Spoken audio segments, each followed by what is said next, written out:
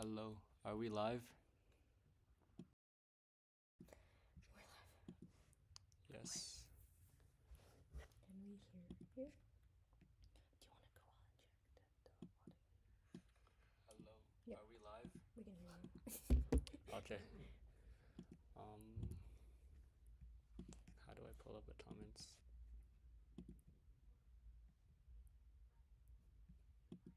It's okay. Maxi.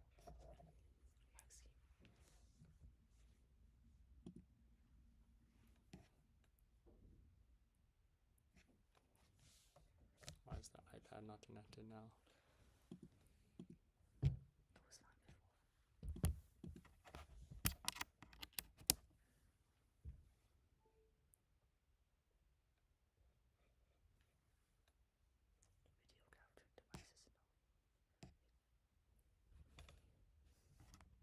devices.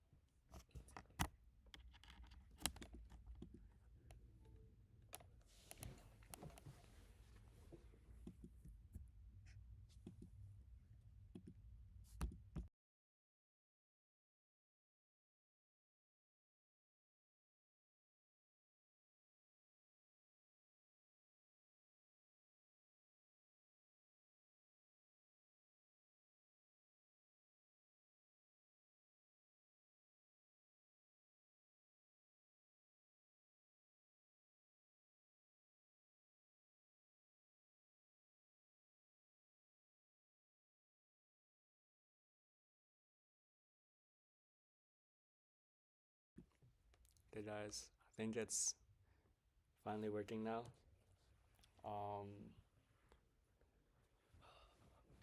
You should probably be able to see everything. Yes.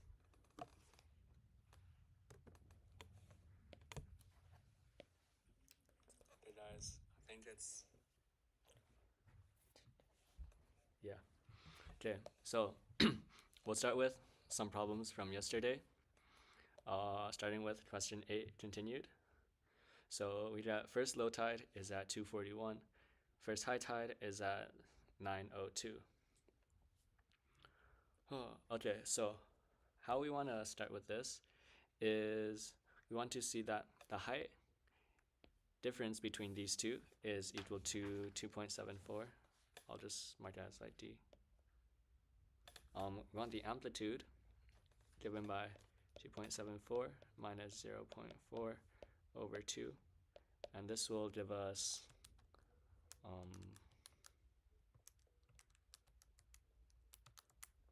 1.17. And if you remember, the amplitude is going to be the same as our A value. So now we have A is equal to 1.17. Now our next part is we want to find D, or how high like the average is.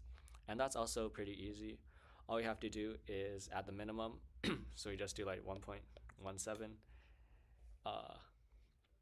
And then, no, sorry, not 1.17. We want to find the average between these two. So it'd be 2.74 minus 0.4 over, wait, no, my bad, plus 0.4 over 2. And this will give us 1.57. And this is going to be equal to our D value. So now we have our two values of A and D. And the next thing we can find is our value of B, also known as the period. So the time between the low tide and the high tide is going to be half of our period because it goes from low to high and then back down to low. So if you want to find the difference is going to be equal to 6 hours. Oh, what are the times? Between 9:02 and 2:41. It's going to be equal to 6 hours and 21 minutes. Also, and this is going to be equal to 6.35 hours. And from there, we can get our period is double this. So period is going to be double that, equal to 12.7 hours. And then remember, our period is equal to 2 pi over b. So we can get b is equal to 2 pi over 12.7, which is equal to 0.49 or so. And so that's going to be our value of b. And then we can then substitute all these values in to find our value of c. So if we do that, we have our a is 1.17. And then we have 1.17 times sine of b is equal to 0.49. And then we have our, let's put in our value here of 241. We can convert that into terms of hours as 2.68.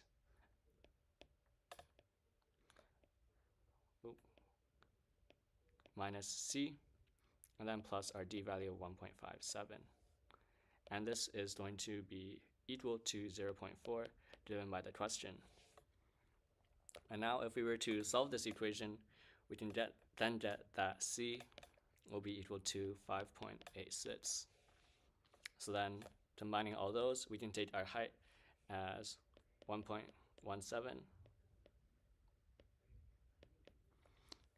b equals 0.49, or it was like 495, c equals 5.86, and d is equal to 1.57. And those will be our four values a, b, c, d. That is how you're going to do part D. And then for part E, we get that when the time value t is equal to the other t, the height of the water at this place is the same as the height of the water at rockfall. And rockfall, remember, is this part. And then if you were here yesterday, we have the other like tide of Sewell Sterry. And this equation can be given as here. So I'm pretty sure there is only one really good way to solve this, and that's by using your graphical calculator. So you'll simply set these two equations equal to each other, and I'm not really going to write it out, but using your calculator, you should get that the time t is equal to around 4.1 sips. And that's just by putting both values into your calculator and then calculating the intercept of the two graphs. Okay, couple blank pages, and then it's question 9. So, a farmer owns land which lies between a wall and a hedge, seen over here. The wall has a length of 50 meters, lying between points O and A, whereas the hedge meets the wall at O and the angle is 28 degrees. The farmer then plans to form a triangular field for goats by placing a fence with a fixed length A of 25 meters between A and the ledge, and we'll set the point where they intersect as B. Find two possible sizes of angle OAB, so this angle right here, giving your answers in degrees. We can do this by using our sine rule, and we can get 25 meters divided by sine 28 is going to equal to our 50 meters of the wall divided by sine of this angle. Let's call it angle B. And then if we try to solve this, we know that B is equal to around 69.9. And then remember, in the case of the ambiguous sine law, we have two angles of light that can be small and obtuse. And these two angles, when you take the sine of them, will give the same value.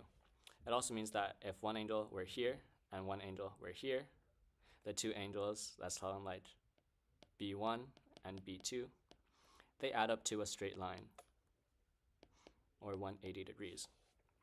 So in this case, our other value for the ambiguous sine law will be equal to 180 minus our 69.9, and this will give us around 110.1. So these are our two answers over here. Hence, we want to find the two possible areas. And looking at the numbers that we have right now, we have two values for the wall length, and we have an angle between them. And this means we're able to use our area formula that uses two sides and one angle, which is 1 over 2 AB sine C. So what are our values? Well, we have our values as 1 over 2 times A will be 50 meters, B will be 25 meters, and then our sine of C, we get two numbers over here. Sine of either,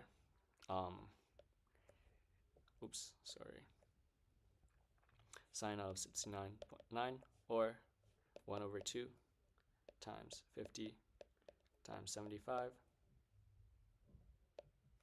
times sine of the other possible angle. And then evaluating those will give you the two areas.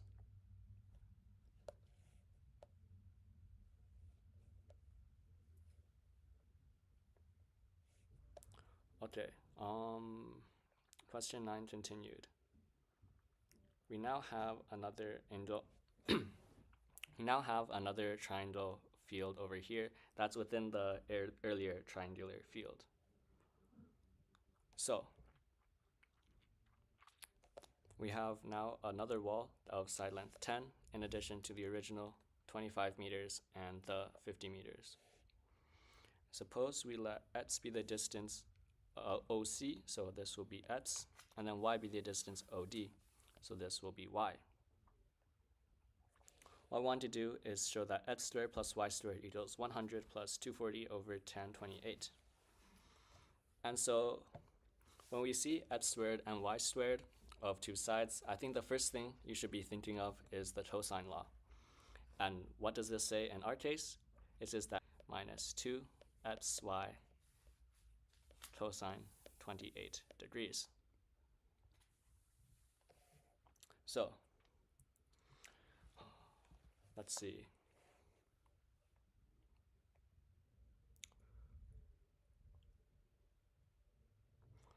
At the same time, we also need to know what xy is equal to in this case. And we get that xy, well, actually no, let's redo this. Oh, did I miss a part from earlier? I think I did. Oh no, we have it here. We also get the area here, and we want to know what xy is for the purpose of this problem. So we also need 1 over 2 xy times sine of 28, and this will be equal to 60 as the area. Now, knowing these two, we can get that xy is equal to 120 over sine 28 degrees. And then if we substitute xy back into the original, we get that x squared plus y squared equals 100 minus 240, plus 240 cosine 28 over sine 28. And then if we were to simplify this, this would give us into x squared plus y squared equals 100 plus 240 divided by tangent 28. And that's the answer that we wanted. And normally you could like draw a little box.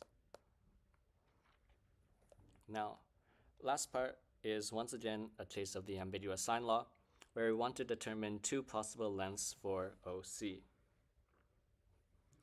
So, there's probably two ways to do this, but we'll do it like the algebraic way. So, we have these two equations, and we want to isolate it into a single variable.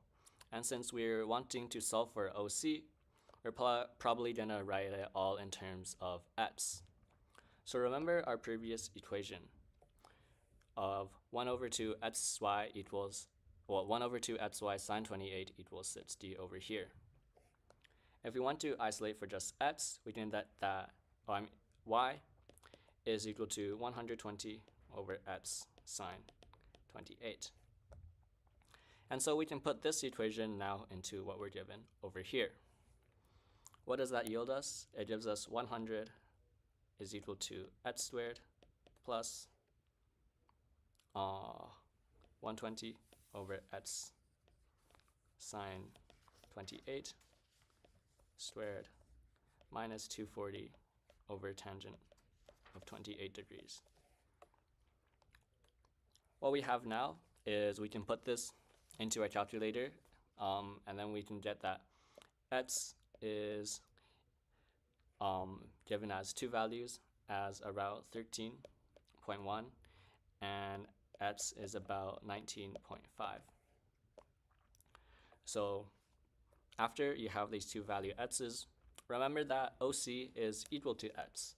So that gives our two answers as simply 13.1 meters or 19.5 meters. And so those will be our two values of OC.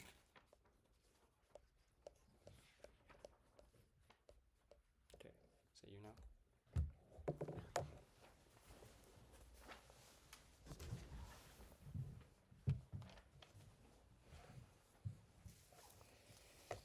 Okay, hi guys. Now we will move on to the paper from 2023, the May examination session, time zone 1. Okay. Alright, let's look at section A first. First question. Point P has coordinates -3, 2, and point Q has coordinates 15, -8. Point M is the midpoint of PQ. So part A asks us to find the coordinates of M. This is fairly straightforward. Just the midpoint formula applied to both the x and the y values. We have, so -3 plus 15 over 2, and then for y, 2 minus 8 over 2. This will give us M equals to, has coordinates 6, -3.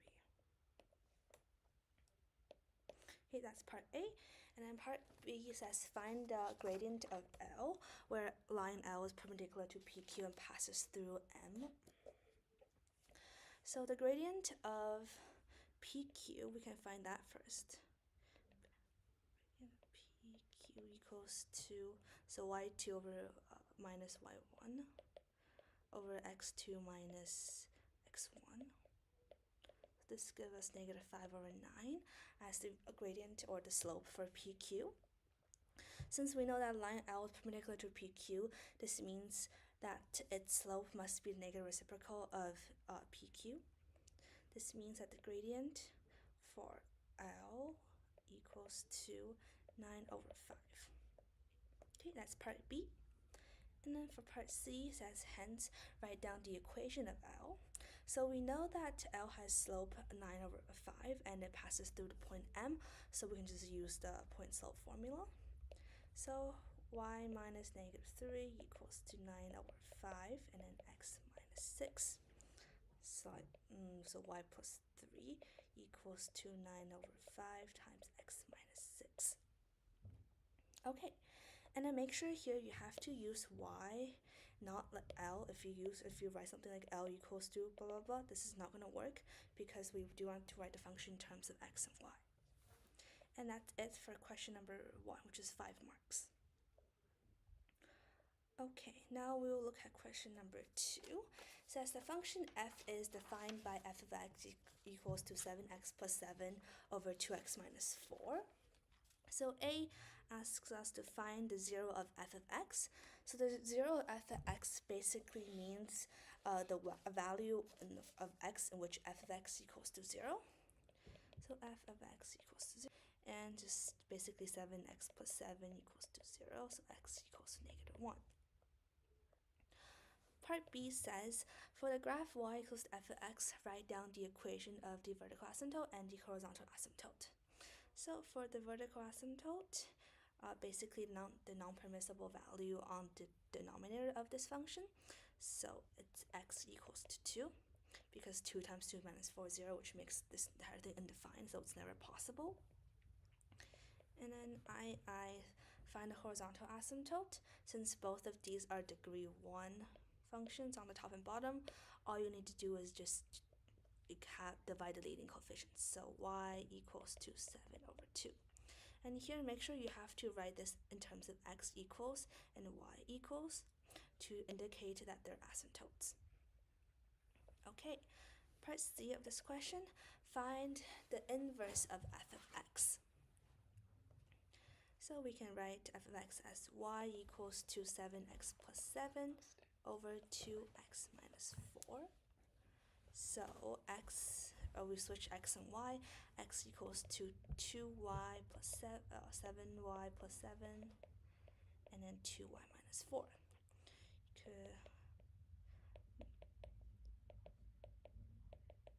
So do a little simplification, we get 2xy minus 4x minus 7y minus 7 equals to 0.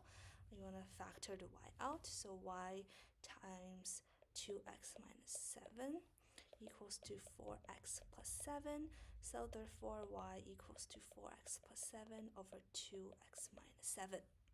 And because we can see that this is also a valid function, so we can write this as f negative 1 of x equals to 4x plus 7 over 2x minus 7. And that's our final answer for part C over here. Okay, question number 2 is done. Now let's move on to number 3. So this question says, on a Monday at an amusement park, a sample of 40 visitors was randomly selected as they were leaving the park. They were asked how many times that they had been on a ride called the Dragon. This information summarized in the following frequency table.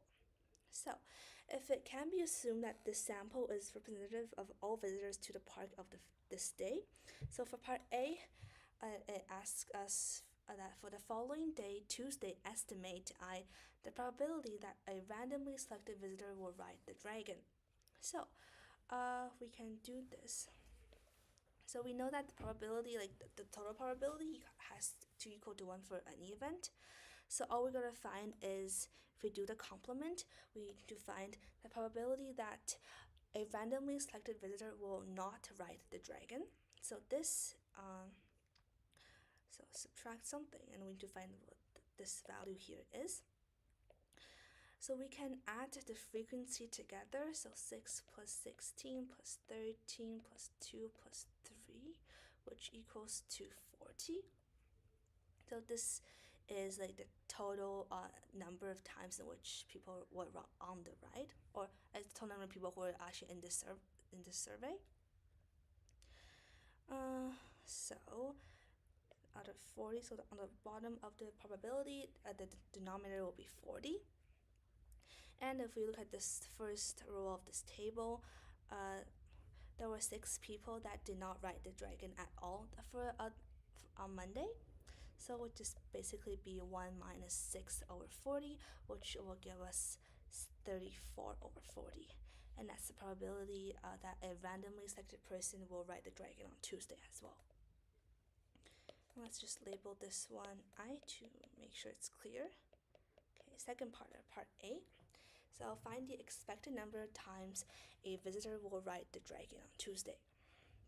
So to find the expected value, we can go to our formula sheet, go to the statistics and probability section, which is over here, and here you can find a formula for the expected value of a discrete random variable x. So here. So basically this means that like this is number of times x, and then p of x equals to x, this is the probability in which that x will happen. So,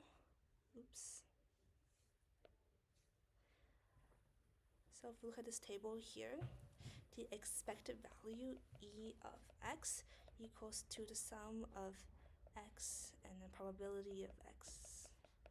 So what we're gonna do is, so we have 0 times 6 over 40 plus 1 times 16 over 40 plus 2 times 13 over 40 plus 3 times 2 over 40 plus 4 times 3 over 40. And that's our total expected value. And if you hopefully do the math right here, you will get a value of 3 over 2, or other words 1.5. Okay, now let's look at part B. It is known that 1,000 visitors will attend the amusement park on Tuesday. The dragon can carry a maximum of 10 people each time it runs. So estimate the minimum number of times the dragon must run to satisfy this demand. For part B, so from part A, we know that the expected number of times someone will ride this dragon will be 1.5. So for part B, we just do 1.5 times 10, 1000, so 1,000, and then divided by 10 because that's the maximum capacity of each time. This will give us a value of 150 times. And make sure you always kind of write the units here, which is times in this case, because that is our unit for this question. Okay, and that is question number 3 done. We're halfway through section A, so let's move on to question 4 now. Okay, so 4, show that the equation cosine 2x equals to sine x can be written in the form 2 sine squared x plus sine x minus 1 equals to 0. So this may not look very obvious at first, but we know that there's always double angle formulas for cosine, sine, tangent. So we're going to look on our formula sheet for the double angle formula, which should be in section, let's see, here, geometry and trigonometry, and the cosine double angle formula is over here. Okay, so cosine 2 theta equals to either cos squared theta minus sine squared theta, or 2 cos squared theta minus 1, or 1 minus 2 sine squared theta. So here, because the question is asking us to write this in terms of sine squared theta, we use the last one from this formula sheet. So 1 minus 2 sine squared theta equals to sine theta. Therefore, 2 sine squared theta minus plus sine theta minus 1 equals 0. And we just showed that. And then if you want to justify your answer for a little bit, you can here write by the double angle formula. Okay, and that is part A done. Part B, hence, solve cosine 2x equals to sine x, where x is in the range from negative pi to pi. So we can write this down for part A. And this is a quadratic, so we can factor this. 2 sine x minus 1 times sine x plus 1 equals to 0. So sine x equals to 1 over 2, or sine x equals to negative 1. And be careful here, it says x has to be within a range of negative pi to pi, so don't do like 0 to 2 pi or anything like that. And here we know that x equals to pi over 6, 5 pi over 6, and then x equals to negative pi over 2. And that's our 3 solutions here for this question. Okay, and that is all for question number 4. Okay, now let's look at number 5. Find the range of possible values of k such that e to the power of 2x plus ln k equals to 3e to the power of x has at least one real solution. This is important, at least one, which means it could have 1 or 2 real solutions. Okay, so e to the power of 2x equals to e to the power of x to the power of 2. So this basically means this equation here is a quadratic. Okay, move everything to one side, so e to the power of 2x minus 3e to the power of x plus ln k equals to 0.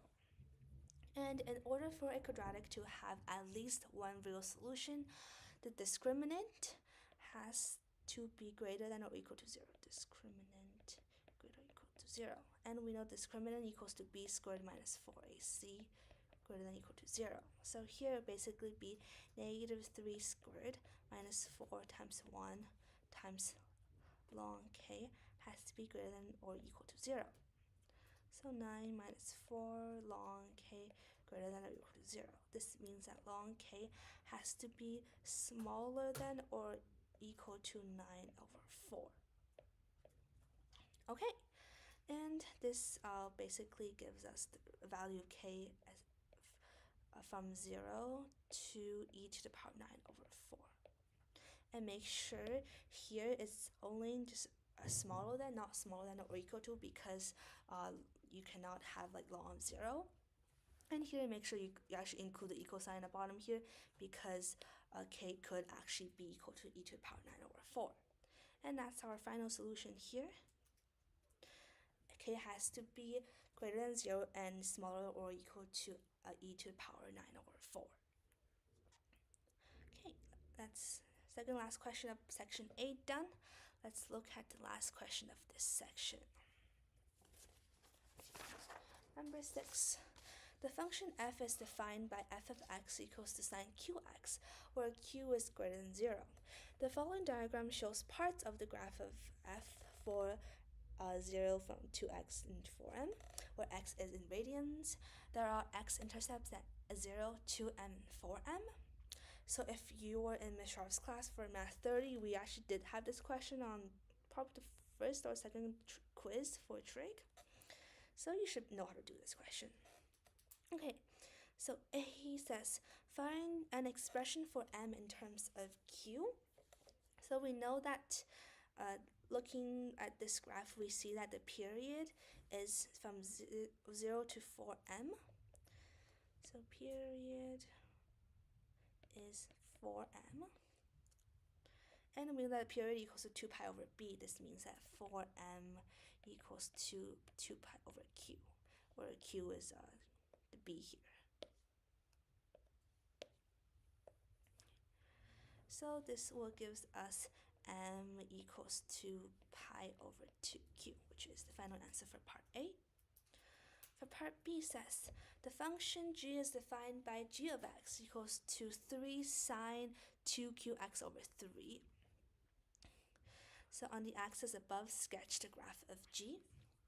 So what we do know from part A is that m equals to pi over 2q. This means q equals to pi over 2m. So we can write g of x again. G of x equals to 3 sine 2 times pi over 2m times x, and over 3. So the 2 cancels out, which leaves us with 3 sine x pi over 3mx. This means that the b value here will be pi over 3m. Okay, and since we know that period equals to 2 pi over b, the period equals to 2 pi over 3m, where m cancels out. The pi cancels out, so this gives us a period of 6m. Okay, and looking at this function, we know since there is a 3 added before sine, this means that the entire function is stretched vertically by a factor of 3. So we can here, and because we know that the function of sine x is like somewhat symmetrical periodic, so we have from 0 to 6m, and then so it should intersect the x-axis again at 3m, because that's exactly in the middle of 0 to 6m. And you have, okay, we should, instead of like having a maximum at 1 here, we have it actually at 3. And it should be in between m and 2m, because this entire function has been stretched vertically as well. So 1, 2, 3, and then 1, 2, 3 here. That should be where the maximum is. And then 1, 2, 3. This should be where the minimum of this function is. And all I'm going to do now is just like connect this. And you have the function g labeled, sketched. It would be good if you want to label this to make it more clear, g of x. Okay, and that's it for question number 6. Okay, so we just finished section A of the May 2023 paper 1. Now we'll just take a 5-minute break briefly for you to relax your brains a little bit and do something else. And please make sure to come back in 5 minutes.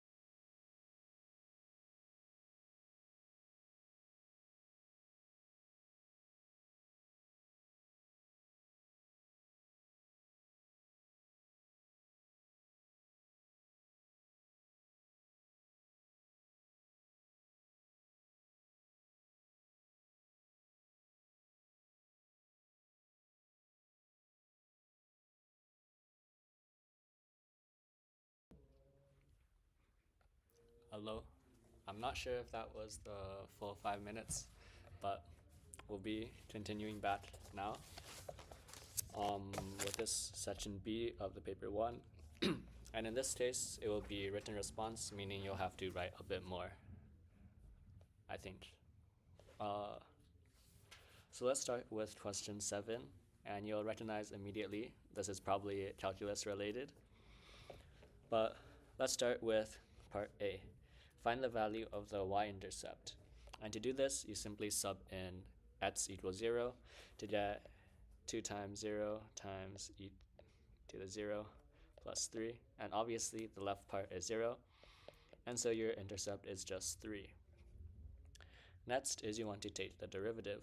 And you'll see that this has a constant 3, which will not be needed. And then the other part is a basic product rule. And so to do that, you would need to do 2 derivative of 2x times e to the x plus derivative of e to the x, which happens to be e to the x, times the other function, or 2x, and this will give us our derivative. Hence, we need to find the coordinates of A, which is defined as the local minimum point. Well, first let's simplify our derivative. or not really simplify, but let's factor out what we can. This is equal to 2 plus 2x times e to the x. And now we know that e to the x is never going to reach 0, which means the other side must reach 0. And that only occurs at x equals -1. So now we have x equals -1, and we need to sub it back in the original equation to find the coordinates. So what would that give us? That would give us -1 as the x coordinate, and the other side would be -2 e to the -1 plus 3, and this will be the same as -1 -2 over e plus 3. Now for part D, we want to show the second derivative. Well, to do that, let's take our first derivative of 2 e to the x plus 2x e to the x, and we can simplify this into 2e to the x plus, remember we already did this part in our first, and this is equal to 2e to the x plus 2x e to the x. And if we want to simplify this, we would get it into 2x plus 4 times e to the. And now finding the values for which it is concave up. Well, if we look at this part again, once again, e to the x can never be 0, and it's always going to be positive, which means we only really care about our other function of 2x plus 4. And this is equal to 0 at x equals -2. And then if we examine this, it's just a linear function, it's a line. To the left of x equals -2, it's obviously going to be negative, and then to the right of it, it'll be positive, which means that it is concave up whenever the second derivative is positive, or whenever x is greater than -2, and that will be our range.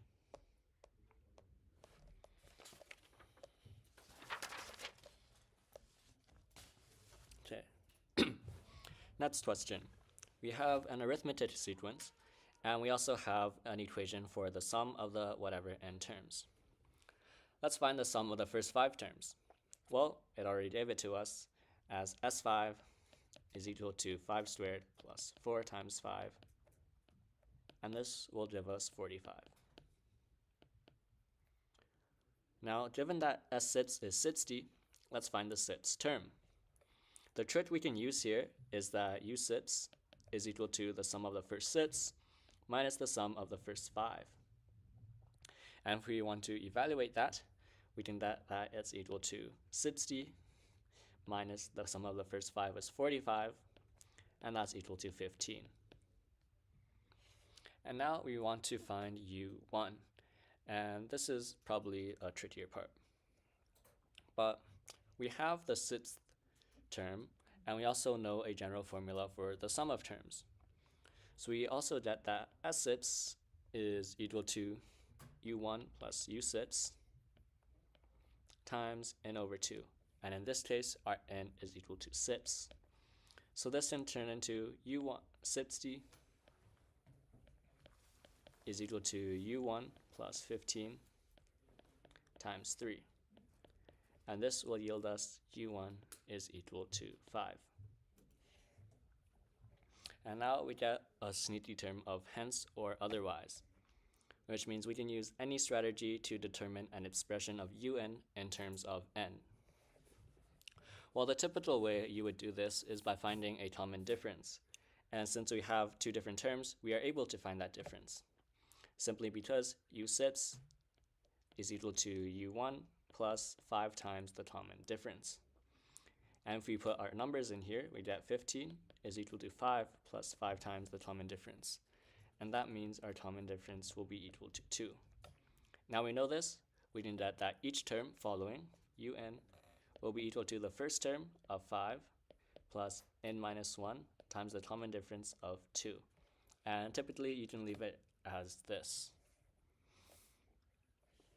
Next part, we have now a geometric sequence with similar numbers. Let's start with part D. We get that v4 is equal to u6, and we know this is equal to 15, and v2 is equal to u1, which we know was equal to 5. And if we divide it, we get that v4 over v2 is going to be 2 times, well, the common ratio squared because it's been multiplied twice between those two terms. And this will be equal to 3. And since we have r squared equal to 3, we get that r is equal to plus or minus the square root of 3. And now for part E. We are given that one of the terms is below 0, or it's negative. That means our ratio must be negative, because if it were positive, then every single term would also be positive. So we get that ratio is equal to negative square root 3 from the problem above. I want to find v5. v5, remember, is equal to v4 times r. And we have both of these numbers. We have v4 is equal to 15, and we have r is equal to negative square root 3. And what this leaves us with is v5 is equal to negative 15 square root 3. And that's all it is for this sequences problem.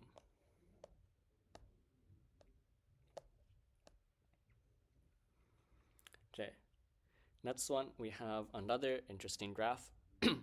And this time we have the velocity, and we want to find things such as displacement and acceleration. To start, find the displacement of the object from the origin at t equals 1, where at t equals 0, it is at the origin. So that just means we can take the integral of velocity will give us displacement. And if we were to solve that, that'd be the integral from 0 to 1 of the velocity. And then if we were to numerically get this, we have the integral will be equal to negative 1 over 4 t to the 4 plus 7 over 6 t cubed minus t squared plus 6t. And we wanted to evaluate this between 0 and 1, written as so. And first thing you'll see is that all the values t here, well, all the terms here have a value t. And if t equals 0, then all the terms are equal to 0. So we don't need to actually calculate that. All we need to calculate is when t equals 1. And when t equals 1, all the powers of t are also 1. So really, we just need to add these coefficients together. And that's just be negative 1 over 4 plus 7 over 6 minus 1 plus 6. And that will give us 71 over 12, which you can also do on your calculator. Next one is we want to find an expression for the acceleration. Acceleration, being change in velocity, means we have to now take the derivative of our velocity equation. And if we were to do that, we just get v prime of t will be equal to negative 3 t squared plus 7t minus 2, just following each one using the power rule. And note that the last point, which is plus 6, gets turned into 0 when you take the derivative. So that's our expression for acceleration. And hence, we want to find the greatest speed before it comes into rest, which it says it comes to rest at t equals t. So before vt equals 0, we want to find the greatest speed. So how we want to do that is by using our acceleration equation. And I'll just move down here for now. So we can rewrite this equation into negative 3t minus 1 times t minus 2 by factoring. And we know the maximum velocities occur, well, maximum and minimum velocities occur when the acceleration is 0. So when t equals 1/3 or t equals 2. So we have these two values, and one of them is going to be the maximum and one of them will be the minimum. And if we just look at the chart, we can see that the first one's going to be a minimum here, and the second one will be a maximum over here. So we can already see that it's going to be t equals 2 that we get the value. if you don't want to use the graph and want a more mathematical answer, you can also notice that this AT is a parabola, which means that between its two roots, it's greater than 0 or it's increasing. That means we want to find a point at its second root where it's been increasing for the longest amount of time. But now we have that t equals 2. And if we were to put t equals 2 into our equation, I won't calculate it right now, but you would get that it's equal to 8. And remember your units is going to be 8 meters per second. And same with the previous questions. You should have meters over here. Now, part D seems like the same question at first. Find the greatest speed reached by the object. But what you have to know here is that the greatest speed does not necessarily have to be positive. It's only measuring how fast it's going in terms of magnitude or in terms of scale. So we already have the maximum for it before it hits rest at this point. So all we want to see is which is higher, this point at t equals 2 or this lower point at the maximum t equals 4. Well, if we try that, we can get that v of 4, putting it into the equation, will yield negative 10. And since 10 is greater than 8, that means the greatest speed isn't actually at the maximum we found earlier, but at the very end or at the very boundary of our equation at a time of 4, which will give us 10 meters per second as the greatest speed. And now we have E. All we have to do is write an expression without evaluating.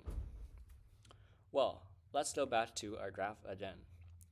We want to find the distance traveled while the speed is increasing. So let's look at when the speed is actually increasing. It's increasing from this point over here when it reaches the minimum until this point where it reaches the maximum. And then the speed is also increasing over here when it goes from 0 down to negative 10. So between these 2 points, it's also increasing. So where are these values? Well, we already know the minimum was at 1/3, and now the maximum we also found was at 2.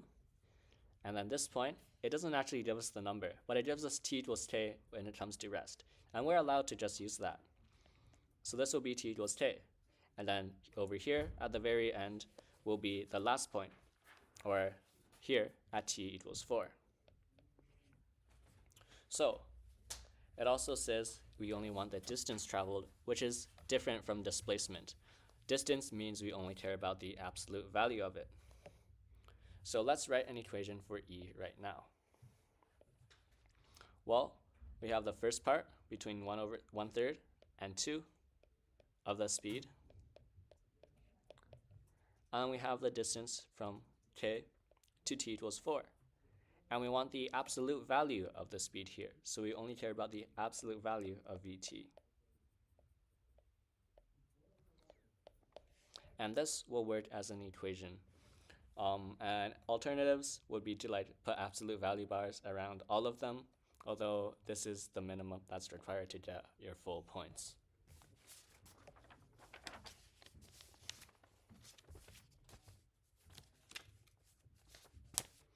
Okay, and that will be all for your paper 1, both sections A and section B.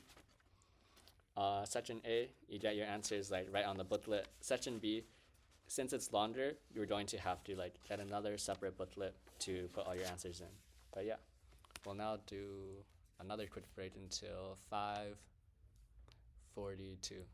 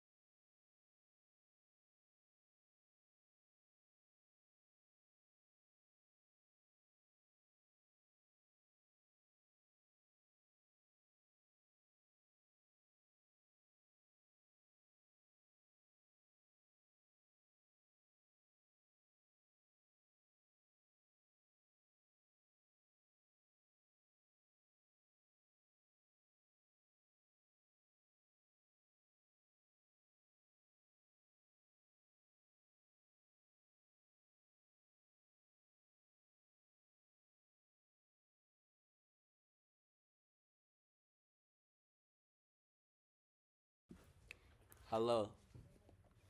Oh, I should not be here. I should not show the password again. It's okay. I think they all know now. But now it is time for our paper 2. Yay.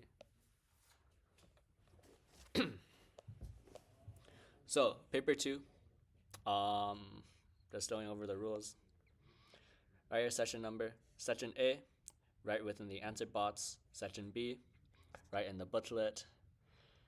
You should give your answers to 3 significant digits, which means you do not necessarily need exact values, which is useful when you're just trying to use your calculator and get things done with. But let's start with this now. We have 3 cities: Lucknow, Jaipur, Delhi. They're in a triangle in the following diagram. We draw 500 kilometers between points J and L, and we have an angle of 25 degrees. In addition, we get a bearing. And remember, a bearing is different than simply an angle between those two. A bearing is how many degrees compared to north is that point if you start from J. So that would be this angle. And this angle is given as 34 degrees. So when we have this angle is 34 degrees, we can then find that this smaller angle is equal to 56 degrees. And when we say find JDL, that means to find this angle, which by saying that all the angles in a triangle add up to 180, this will just be 99 degrees. And that's to find the distance between L and D. Well, we have one side over here, and we have all 3 angles. That means that we can use the sine law, and it's not an ambiguous case because we already have all the angles. What does this tell us? It says that DL over sine 56 is going to be equal to 500, or JL divided by sine of 99. And that means that DL is equal to 500 over sine 99 times sine of 56. Putting this into your calculator, you'll get about 420 kilometers. Remember, the units are very important. And I guess quick interlude about the sine law. Typically, if you want to solve for a side like this, you want to put all the side lengths on the top or in the numerator, and then it becomes really easy because you can simply multiply both sides by this angle, and you get DL is equal to this expression over here. If you wanted to find an angle, it's more useful to have the angles as the numerator. So if we wanted sine A over 20 equals sine 30 over 50, we can then see it's really easy to isolate for our sine A when you put it in the numerator as opposed to in the denominator. Okay, but question 2 now. We get a value of a car given by this function, which is t in years since 2023. Write down the annual rate of depreciation. And the rate of depreciation is by what percent does it lose value, or by what percent does it decrease. And that just be 100 minus the ratio, which is 9%. Now let's find the value of the car in 2028. 2028 being 5 years away, so t will be equal to 5. And this is just plug in our numbers. 40,000 times 0.91 times 5, well, to the power of 5. And this will give us about 24,961. Giving in 3 digits will be 250,000 in USD. Now, Alvi wants to buy this car, and in January 2023, he invests 15,000 into account that earns 3% annual interest compounded yearly. Now, compounded yearly makes our calculations really easy because it means that we don't have anything to do with like effective interest rates. There's also no more further deposits or withdrawals, which means we don't actually need our TVM solver, although it can be used. But let's just try it. We want to find the difference between how much money his investment turns into compared to our 25,000. So his investment starts at 15,000, and every year he makes 3%, so 1.03 of the original per year, so per time t. And if we solve it again for t equals 5, get 15,000 times 1.03 to the 5. And this will give us about 17,389. In our SIDDIDs, 17,400. If we now subtract these two values, so 24961 minus 17398, we will get our value of m, which is the difference between those numbers, as 7,572, which with 3 significant digits is equal to 7,570 USD. If we wanted to use our TVM solver for this, it'd be something like n is equal to 5, pass value is equal to 15,000, payments per year is like 1, payment amount though is 0, compounds per year once, and interest rate is 3%. And you'll get the same number.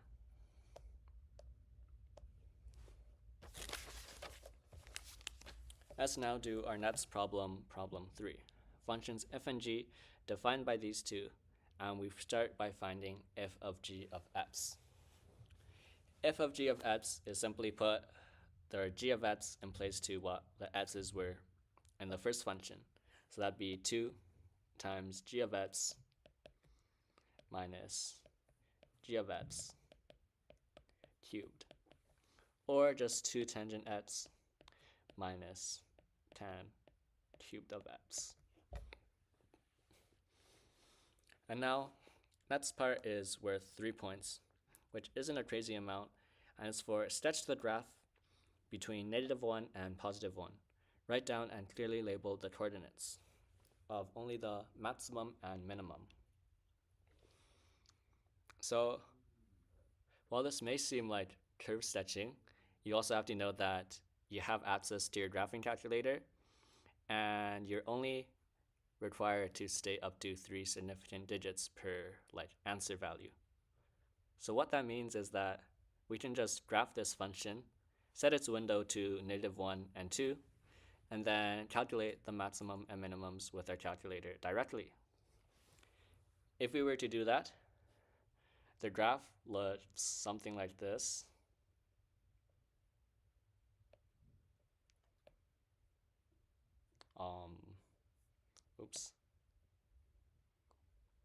Something like this.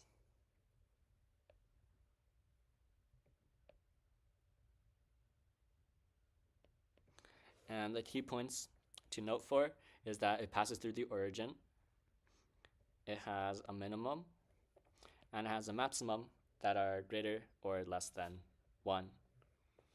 And also these two endpoints should be at approximately where you see them on your graph in your calculator. And this will be the graph of 210x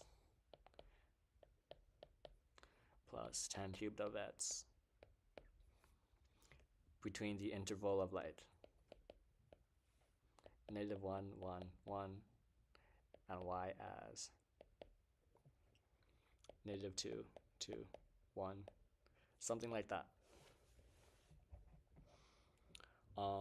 And then on your calculator, you just calculate what's the coordinates of this minimum point, and it'd be about -0.685 times -1.09. And then the other side would be positive 0.685, and positive 1.09. And as long as your places are approximately in the right place, you should be able to get full points on a question like this when it's only worth 3.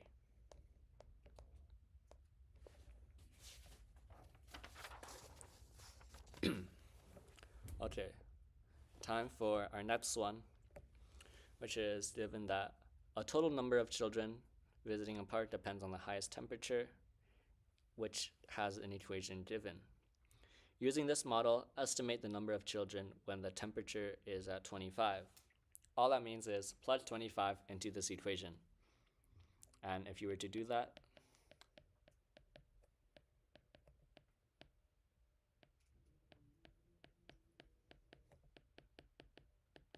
this would be equal to exactly 310. Next part, find an appropriate regression equation that allows to predict the number of ice creams sold X on a day where there are Y children in the park. So if you remember how to do regression equations, you want to first graph this, and if we were to graph it, it would look fairly linear. So then, since we know that it's pretty linear, we then put in our two numbers in two columns, this being in column 1, or being list 1, and this being list 2. And then we will like to calculate a regression equation based on these data points. And what we would get was A is equal to 0.0935, and then B, it will give you as about 7.43. Well, what you also have to recognize here, though, is that this is called Y, even though really it's the independent variable, and this is called X, even when it's the one that's actually dependent on Y.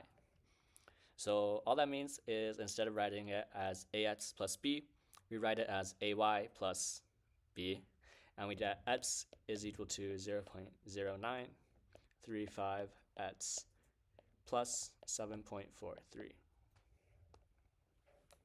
And then hence, when it says hence, you have to use your regression equation and predict the number of ice creams that the vendor sells when the temperature is 25 degrees Celsius. Well, when the temperature is 25 degrees Celsius, we get that there are 310 children. And so if we were to use our regression equation with 310 children, we get ice cream sold is equal to 0.0935 times 310 plus 7.43. And this would give us about 36.4. Now, when you get something like 36.4, there's 3 ways where they will give you full marks. Either round properly, so 36, give your exact answer, 36.4, or recognize that if you're selling more than 36 ice creams, you have to jump to the next hole and give 37. So any one of these 3 answers would be accepted by the examiners, and they will all get you the full points.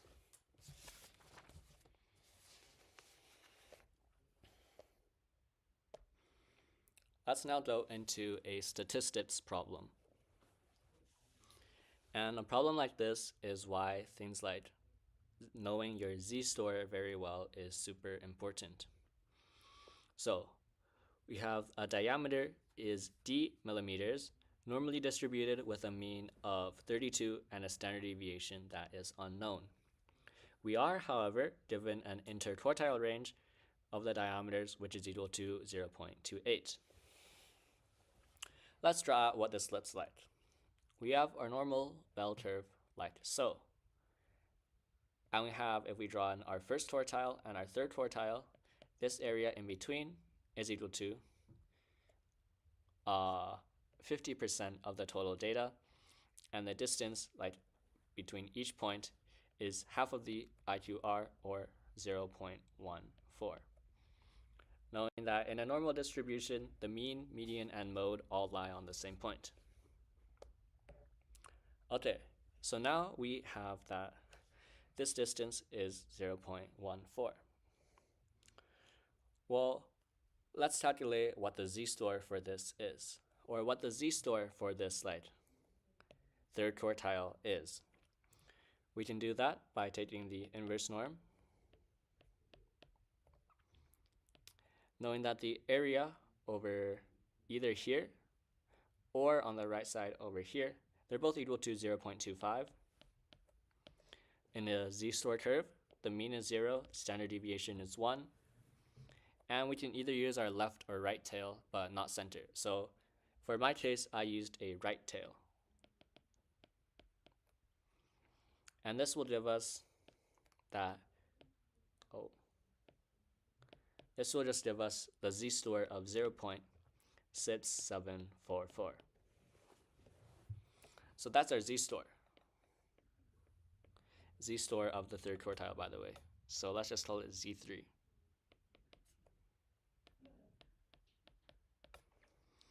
Now, z-store of the third quartile is also how far the third quartile is away from the mean. And we know that the distance it is away from the mean from earlier is equal to 0.14. So we can get that 0.14 is equal to the z-store, or number of standard deviations, times the value of the standard deviation. And then if we were to evaluate this, we get that the standard deviation equals 0.6744 divided by 0.14, and is equal to about 0.208. Once again, the units millimeters.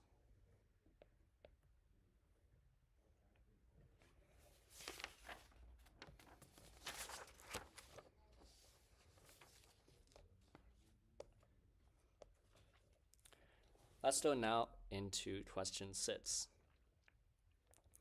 This will be a case of the binomial theorem,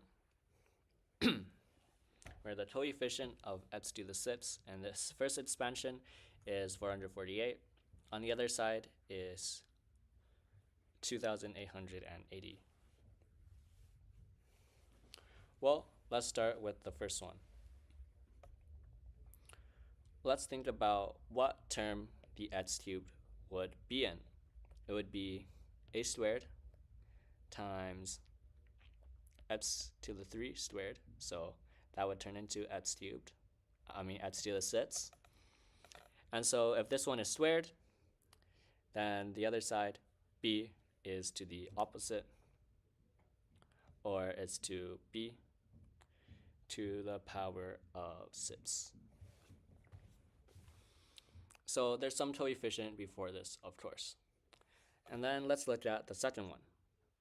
We get similarly, this would be equal to some coefficient times a squared times x to the 6th. And then b would be everything else, so 10 minus 2, or b to the power of 8. And then if we were to get the coefficients, we would use our binomial theorem or using our choose. So in the first case, this would be equal to number of things, so 8. 8 choose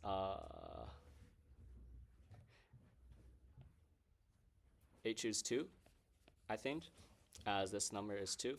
And then the other side would be equal to 10 choose 2, once again because this number is 2. So these coefficients would be equal to 28 and 45.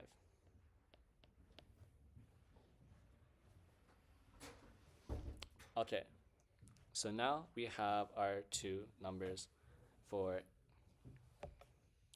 the coefficients of these two values. And then we also have that, then, wait, what's a choose 2? Oh yeah, it is right. Yeah, sorry. It is 28. 28 a squared b to the 6th is equal to 448. And 45 a squared times b to the 8 is equal to 280, or 2,880. And the way I would solve this is by first solving for b. by taking this equation and dividing it by the other. This will yield us 45 over 28 b squared is equal to 200,880 over 448. And then solving this, we would get that b, since b has to be positive, as shown here, b would then equal to 2. And now that we have b is equal to 2, we can substitute b into either one of these equations. So let's put it into the first one. 28 a squared times 2 to the 6 is 64 is equal to 448. And then this will give us that a is equal to 1/2, which once again, it has to be positive 1/2 and not negative 1/2 because it's specified that they're greater than 0. Now, putting this together, we get our final answer of a equals 1/2 and b equals 2.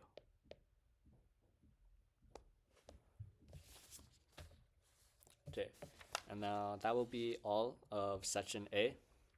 We'll take another break until like 6:10 for section B.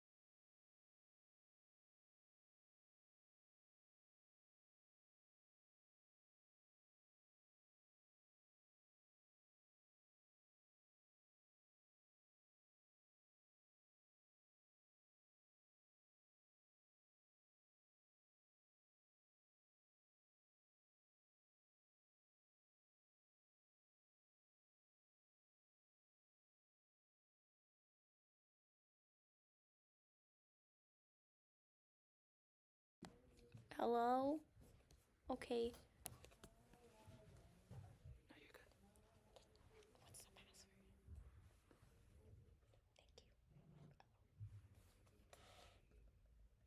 Thank you. Oh, okay, fantastic. Okay, alright, we're back. Hello. We're gonna go move on to section B. Okay. Alrighty. So, section B. Question 7. Answer, okay. The temperature of a cup of tea, where tea minutes after it is poured, can be modeled by the following. The temperature is measured in degrees Celsius. So, 7A, I find the initial temperature of the tea. So, to find the initial... Sorry. To find the initial temperature of the tea you just make, T equals 0. 75 e negative 0.080, which is just 21 plus 75 e to the 0, and e to the 0 is equal to 1, so 21 plus 75 is equal to 96 degrees Celsius. So, and then find the temperature after t 3 minutes after it's poured. So same thing where you just make t equals 3, so you'll get 21 plus 75 e negative 0.08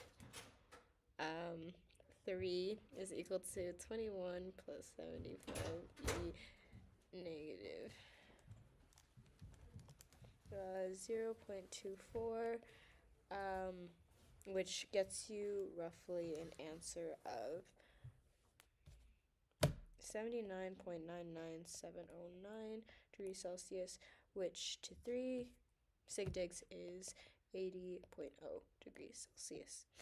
You can also just graph this function into your graphing calculator and just put trace 3, and you should get this answer. Okay, write down the value of the derivative of h when it is equal to when t is equal to 3. So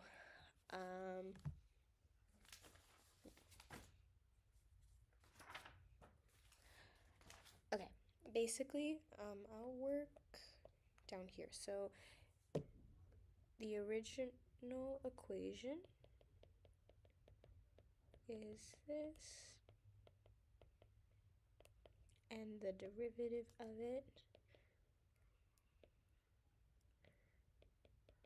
is 75 times negative 0.08 times e to the negative 0.08 t, and you want to find it for h3, which will get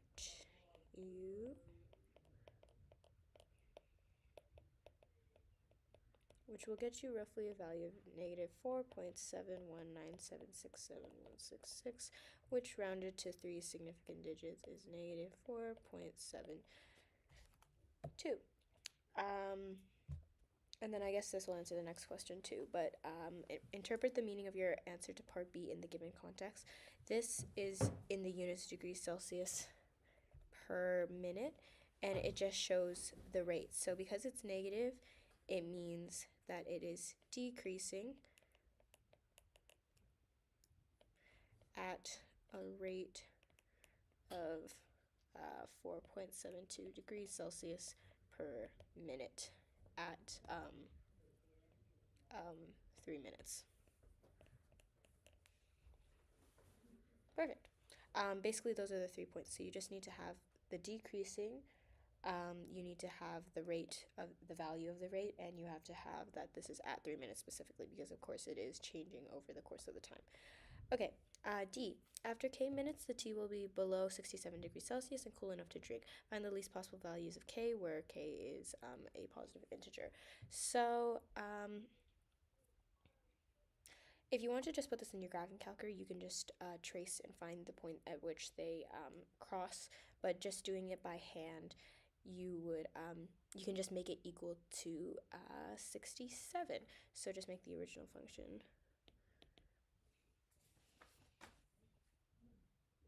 equal to 67.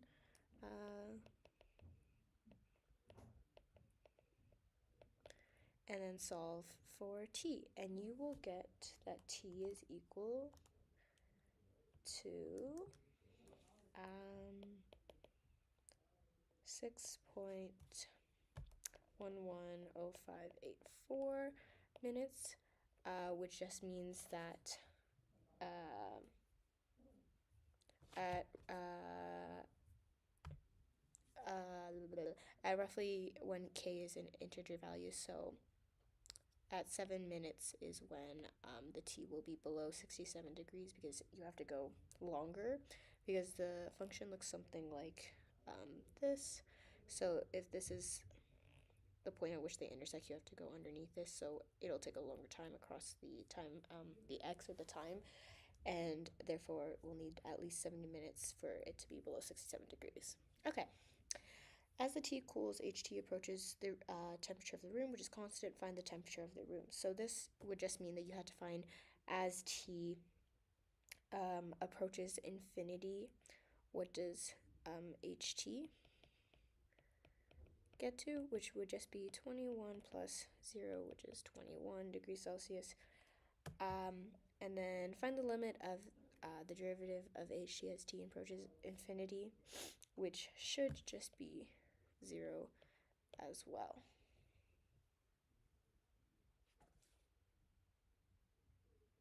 Okay. All right, we're now going to move on to question 8.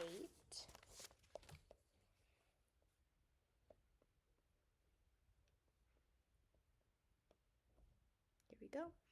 Okay. In a large city, 160 people were surveyed. Of those, 60 were children, C, and the rest are adults. Each person in the survey was asked whether they prefer milk chocolate, M, or dark chocolate, D. It was found that 48 of the children preferred milk chocolate. This information is shown in the following table. So we have all of our variables here. So find the value of P and Q is for A. So because we know there's 160 people in total, and 60 of them are children, the rest were adults. So adults is equal to 160 minus 60, which is equal to 100. So Q is equal to 100.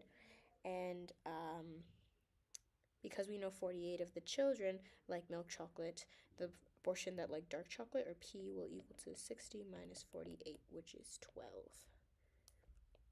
There we go. Okay, 3 people are chosen at random from those surveyed. Find the probability that all 3 are adults.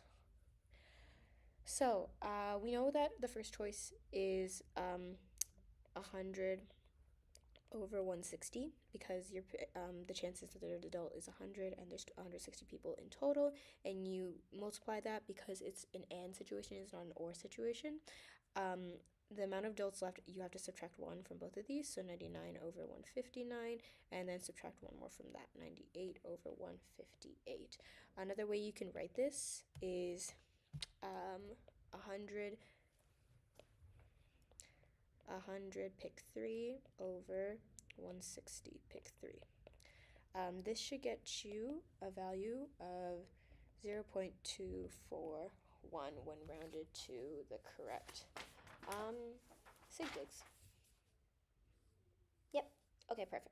All right. Given that the probability of adults that like milk chocolate is 1/3, find the value of x. So x is this variable here. You're going to take x over the 48 plus x, because your total category is within the milk chocolates. So 48 plus x, this is equal to 1/3, and you just solve for x. So 3x is equal to 48 plus x, 2x is equal to 48, and x is equal to 24. All right, fantastic. A person is chosen at random from those surveyed. Write down the probability that they are an adult who prefers milk chocolate. Okay.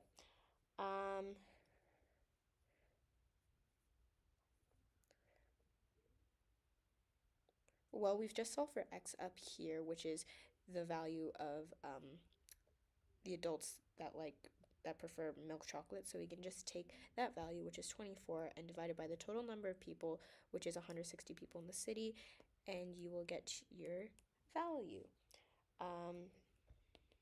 3 over 20. Just like so. Fantastic. All right, now next, determine if the events A and M are independent, justify your answer, and then it can be assumed that the survey results are representative of the population of the city. So this is just using a formula basically. So the probability that adults it doesn't equal the probability of adults that also prefer milk chocolate. Therefore, it is dependent. Because the probability that they like milk chocolate that it's adults that like milk chocolate is 1/3, and the probability that they are an adult is 100 over 160, and these are not equal to each other, so therefore they have to be dependent on each other. All right, fantastic. And then 10 people in the city are chosen at random. Find the probability that at least 5 of them prefer dark chocolate. So we're just going to use a calculator for this, and we're going to take the binom CDF function, 10 of 88 over 164, because at least 5 of them, so 4, and then the 88 over 160 is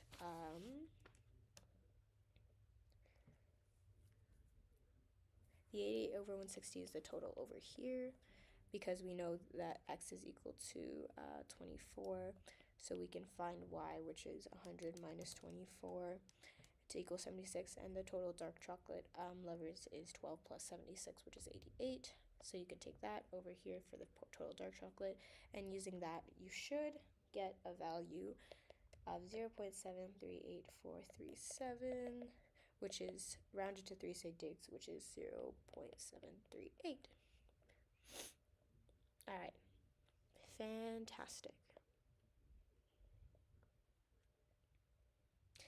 Next, question 9. Okay. An engineer is designing a gutter to catch rainwater from the roof of the house. The gutter will be open at the top and is made by folding a piece of sheet metal 45 centimeters wide and 600 centimeters long.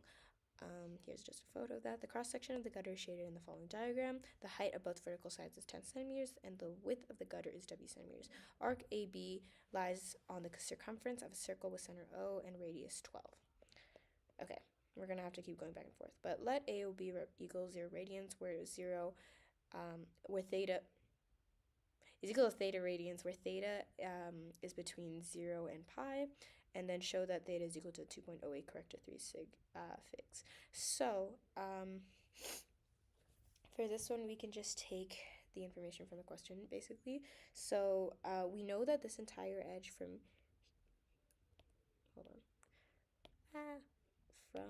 here down here and back up is 45, and we know that this edge right here is 10. 45 is just from the value up here, so therefore using that we can get 45 minus this 10 and this 10, which is just 20, is equal to 25, which is the A to B section, arc section.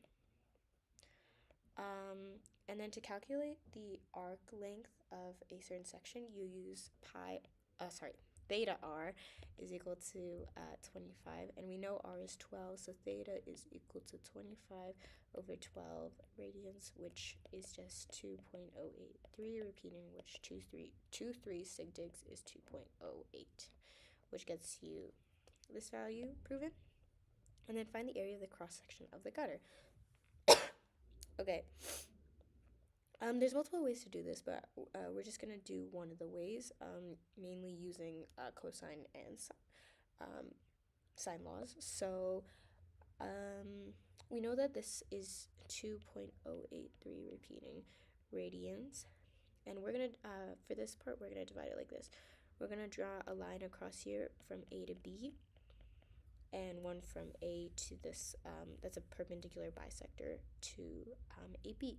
So how we're going to do this is it's easily, we can first find W, which we're going to need for this question, and we can calculate the area of,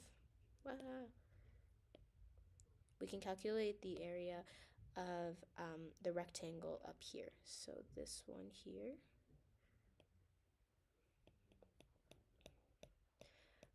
We can also easily calculate the arc area of AOB, so this area right here. And then the only overlapping area that we've counted twice is the triangle AOB in the middle here, which we can also get pretty easily and just subtract it from the value. That was great. We can just subtract it from the value. So first to find W, we're going to use the cosine law. So we know in this triangle, we know that AO is equal to AOB because they're the radiuses of the circle. And using the cosine law, we can find AB, which is also equal to the width up there. So the cosine law is AB squared is equal to 12 squared plus 12 squared minus 2 times 12 times 12 times cosine of 2.08 radians turned into degrees, which to do that you just multiply it by the conversion factor of 180 over pi, which should get you roughly 119.366 ... Put that into here, and you'll get AB is equal to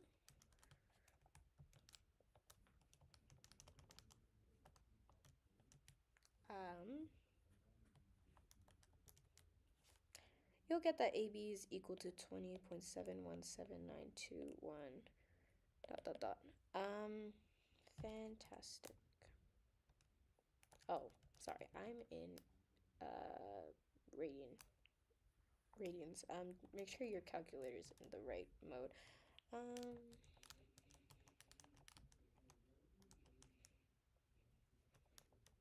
There we go. Okay, 20.71792151. There we go. Centimeters.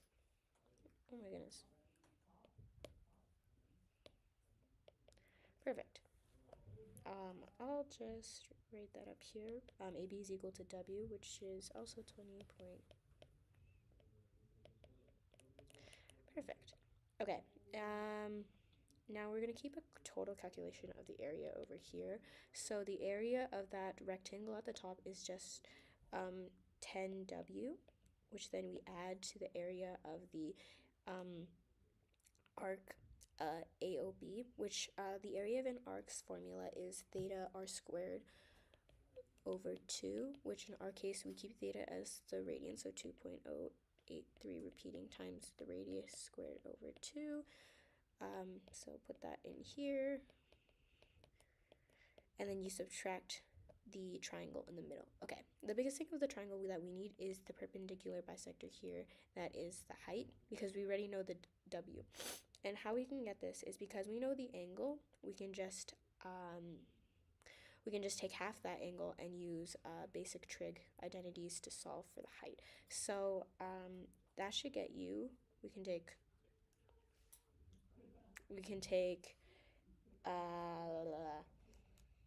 oops, 1 second.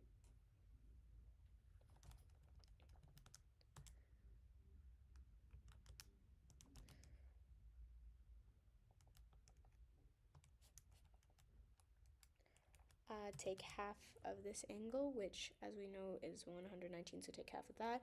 You'll get this angle here is equal to 59.68310365 degrees. And we can, to find the height, this is cosine because it's adjacent over hypotenuse, so cosine of this is equal to the adjacent or the height over 12, and that will get you an adjacent value of 6.05738657.5 centimeters, which then you can put back in and multiply against the 20.717 thing and divide it by 2 because that's the area of a triangle to get a value of 62.74822981. Once you plug in all of those values into here and you find the answer, you should get 294.4309553 centimeters squared, which is also 294 centimeters squared when rounded to 3 sigdigs. Fantastic. Okay, next question. All right. In a storm, the total volume in centimeters cubed of rainwater that enters the gutter can be modeled by function RT, where T is the time in seconds since the start of the storm. It was determined that the rate at which rainwater entered the gutter could be modeled by the following. During a 60-second period, if the volume of rainwater entering the gutter is greater than the volume of the gutter, it'll overflow. Determine whether the gutter will overflow in the storm. Okay, fantastic. So we're first going to find the volume of the gutter so that we can subtract something in the end.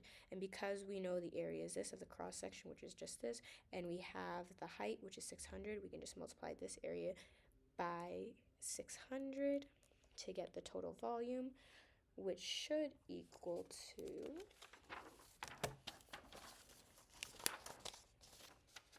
17668.5912 centimeters cubed. And then now what we do with here to figure out if the gutter overflows is we take the integral of the function across the period 60 over 0 of RT, which will get you, oh my goodness, 50 times 5 over 2 pi of sine 2 pi t over 5 plus 3000 t, 60, 0. We know that sine 0, because if we plug this in, it'll still equal to 0, because anything times 0 is 0 is still 0, so we can ignore that part there, and anything times 0 again is 0, so we can just ignore the 0 part, and we just use the 6000, so this is 25. 25 times 5 is 125 over pi sine 60 over 5 is 12, 24 pi, plus 3000 times 60, and you should get a value of 180,000, which is greater than our volume, which is 688, which is greater than the volume, which shows that the gutter will overflow. I can't write. Okay, fantastic. All right, and that is the end of section B. We're gonna take another 5-minute break, and we will be back afterwards. All right. What do we do now? What do we do now? 1 hour. Oh, I'm gonna advertise a contest. Oh, the interschool one? The interschool one, yeah. Do you want to put up the? Do you know how to put up the link or I something? made a bit.ly just now. You did? Fantastic. bit.ly/very cool contest. Oh, Manny and Jerry are picking our next reel. Apparently, remember? Because of the stupid contest. Did they tell you? Have they told you what they wanted to do yet? No. Okay, good.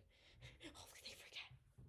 Forget. Should we join them in their karaoke? Should we have a karaoke stream now? Let's go. Okay, I'll explain the formula sheet and the exam rules. Sure. 5 minutes. I mean, but we'll be quick too. Like. well, I mean, like, we still have an hour. What do we want to do? Oh wait, is the audio still on? Did I keep the audio on? Oops.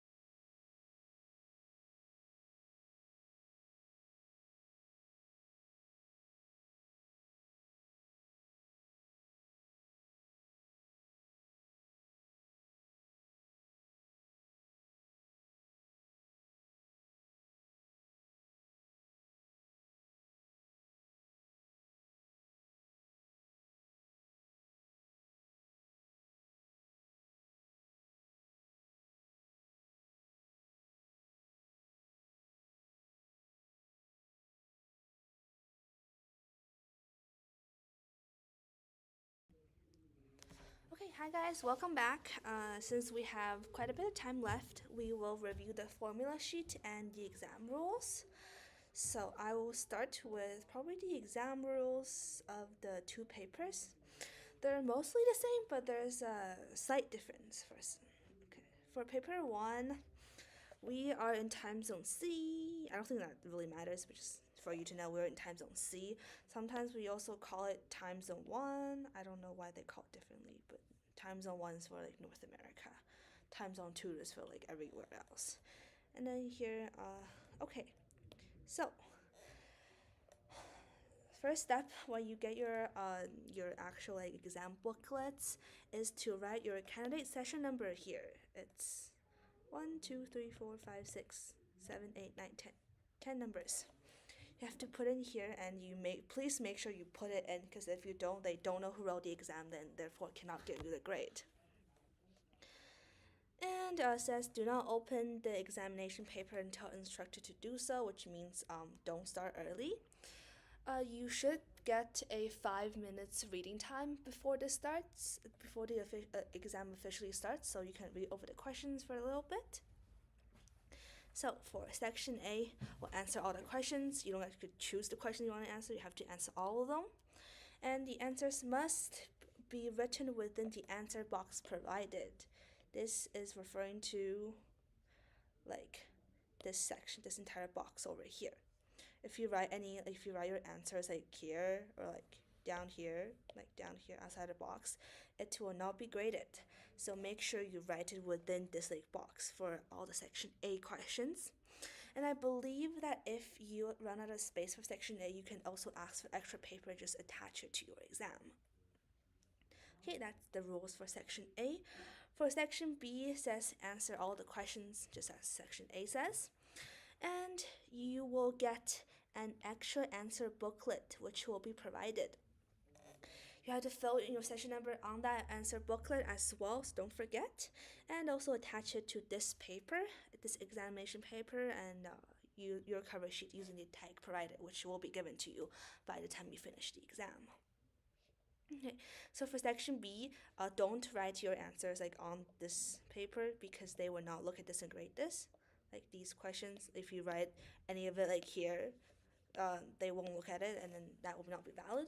You have to write it on the extra answer booklet that is provided to you. Okay, and next one says, unless otherwise stated in the question, all numerical answers should be given exactly, so as exact values, or correct to 3 significant figures.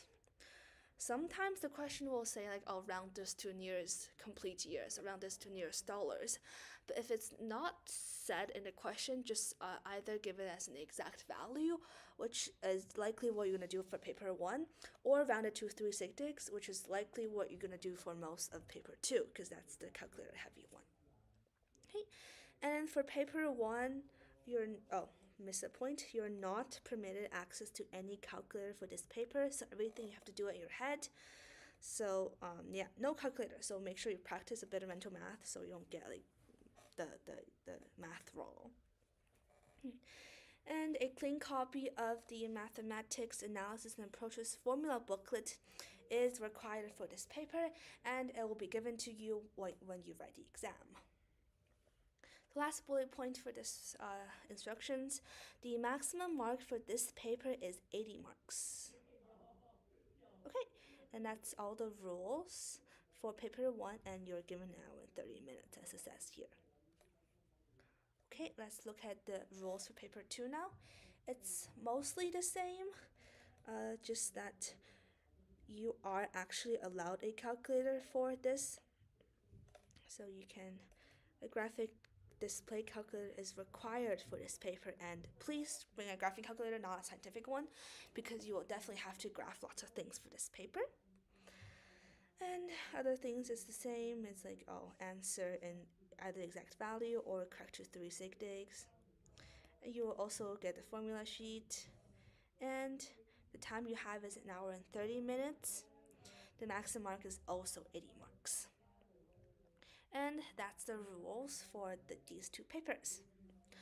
Now we will take a look at the formula sheet, which is what you will be given for both papers. This one should be the newly updated version from 2021, so that's good. Okay. So for prior learning SL and HL, you have to know all of these stuff, not just areas, volumes, distances, yeah, and midpoints, formulas. These mostly should be taught in Math 10, so hopefully you remember. And if you don't, you know they're here on the formula sheet for you. Okay, topic 1, number and algebra. So 1.2 is the formula for arithmetic sequence. So here, something that looks a little different is that they use U and U1 instead of like AN, A1 or like TN, T1, but it's the same thing. They mean the same thing. They just use a different variable than what we are usually used to seeing. The sum of n terms of an arithmetic sequence is given here. And then it's the nth term of a geometric sequence, sum for a geometric sequence. And just to be clear here, this one is for a finite geometric sequence, so it does not go on infinitely. You have like a certain number of terms and you're done. Okay, and make sure that r cannot equal to 1 because you don't make the bottom undefined. And also if you have a geometric sequence with r equals to 1, that will just be the same number like over and over and over again. Okay. Section 1.4 is compound interest, future value and present value, and you have your interest and compounding periods. So here in this formula, PV present value is the value you start with, N is number of years, K is the number of compounding periods per year. Make sure this is like compounding periods per year, not to like total or anything. And R is the annual interest rate.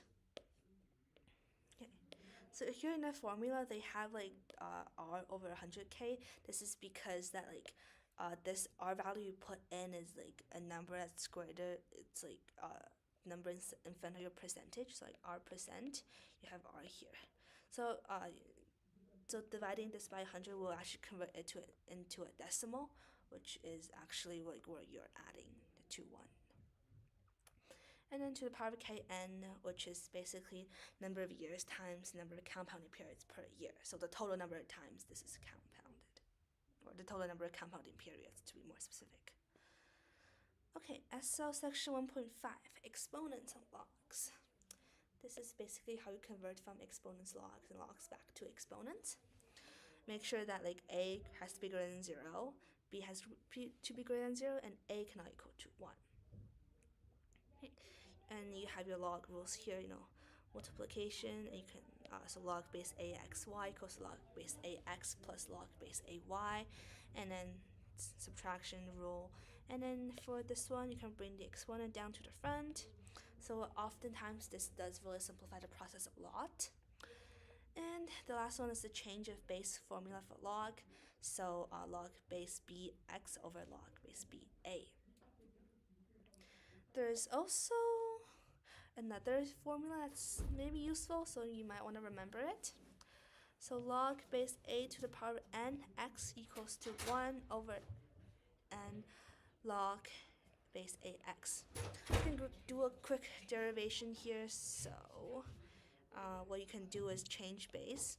You do log ax and log aan, which gives log ax over n, which basically equals to here, this step up here. Sometimes they do put exponents on the base, so it might be good if you know like this formula here. Okay, there's 2 other more minor formulas for logs. I don't know why they don't put them together. It's slightly down below. Okay, which is, let's see, should be section 2.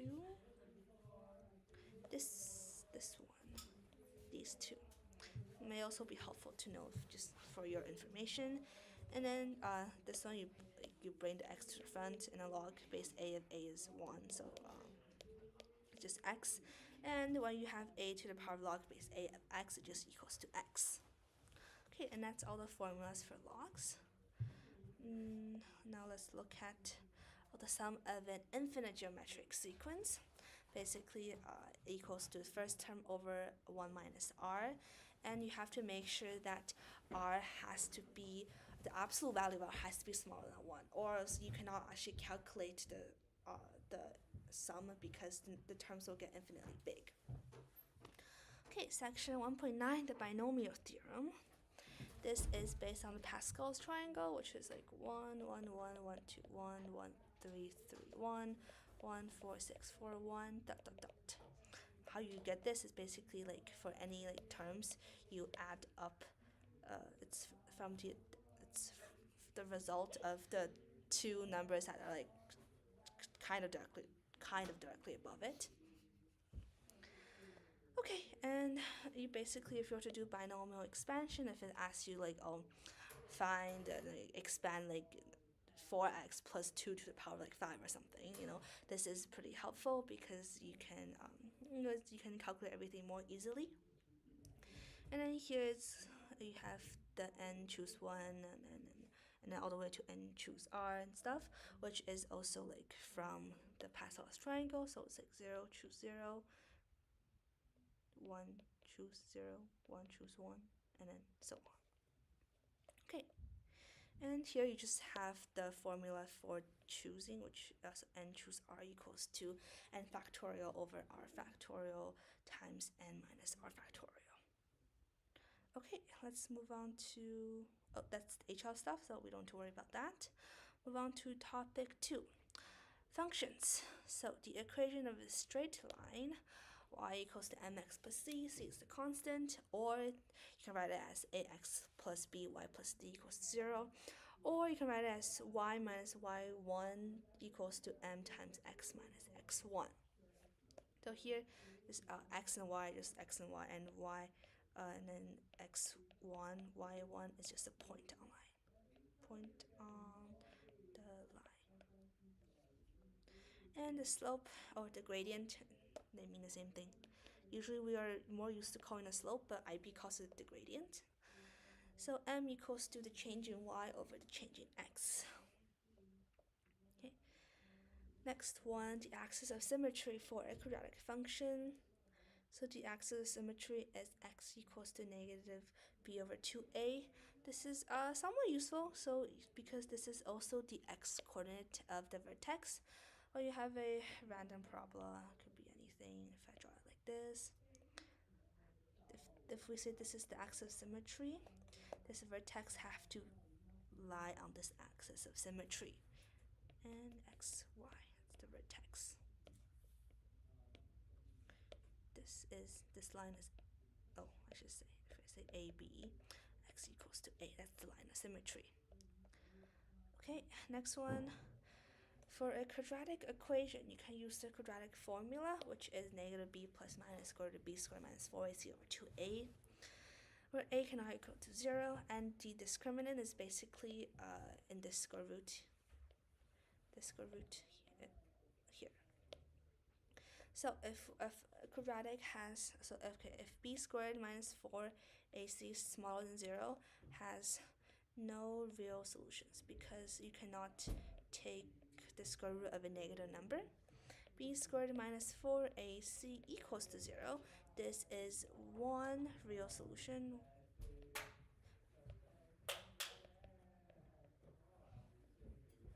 Because if you have this entire thing equals to 0, you have no like plus or minus, just nothing.